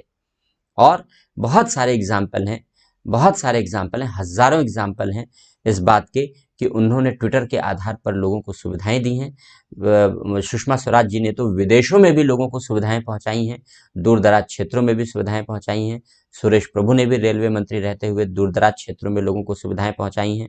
इमरजेंसी में सुविधाएं पहुंचाई गई हैं। ट्रेन में किसी की हालत खराब हो गई, अब उसके पास दवाई नहीं है, रात का समय है, ट्वीट किया गया और ट्विटर को तुरंत रेलवे ने पढ़ा और नतीजा ये हुआ कि चलती हुई ट्रेन में अगले स्टेशन पर उस व्यक्ति को तुरंत मेडिकल एड प्रोवाइड कर दी गई, चिकित्सा सुविधा दे दी गई। तो इस प्रकार के जो सुविधाएं हैं, ये शासन की गुणवत्ता का संवर्धन करते हैं, ये शासन की गुणवत्ता में सुधार लाते हैं। तो ये सब एसएम शासन के रूप हैं, सोशल मीडिया शासन के रूप हैं। तो हमने यहाँ पर दो बहुत सरल सी बात पढ़ी अभी। एक तो हमने एम गवर्नेंस पढ़ा और एक हमने एसएम गवर्नेंस पढ़ा, जो बड़ा सरल सा स्वरूप था। अब थोड़े से टेक्निकल स्वरूप पर आते हैं। एमआईएस की चर्चा करेंगे, मैनेजमेंट इंफॉर्मेशन सिस्टम की चर्चा करेंगे, जीआईएस जियोग्राफिकल इंफॉर्मेशन सिस्टम की चर्चा करेंगे। तो आज का समय ऑलमोस्ट खत्म होने वाला है, 3-4 मिनट बचे हैं, तो आज चर्चा शुरू नहीं करेंगे क्योंकि फिर मेरी नेक्स्ट क्लास होती है आधे घंटे में, फिर इसलिए अब आज की क्लास को फिर यहीं पर हम समाप्त करेंगे। अगर कोई क्वेश्चन है आप तो भेज सकते हैं, क्वेश्चन हम ले लेते हैं आपका। बाकी जो ये दोनों रूप हैं एमआईएस और जीआईएस है, ये हम लोग आगे चर्चा करेंगे। तो अब इसको तो लिखाने की कोई आवश्यकता है नहीं, मुझे लग रहा है बहुत सिंपल है। बाकी फैक्ट हमने यहाँ पर लिख दिए हैं आपके लिए।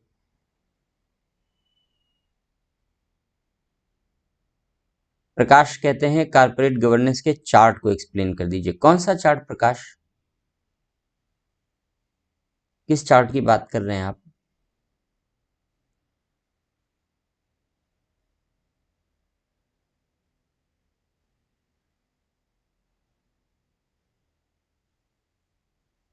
तो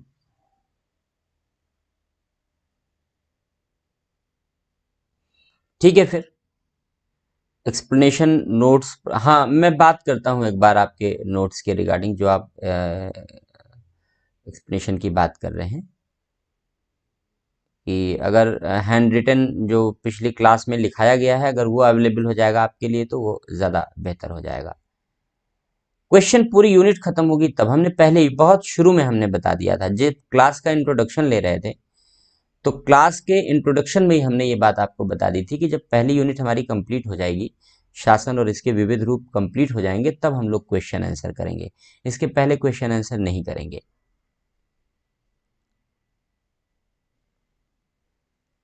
डायग्राम से मैंने जो एक्सप्लेन किया था, अच्छा देखता हूं मैंने कहाँ बना दिया डायग्राम, आज तो नहीं बनाया मैंने।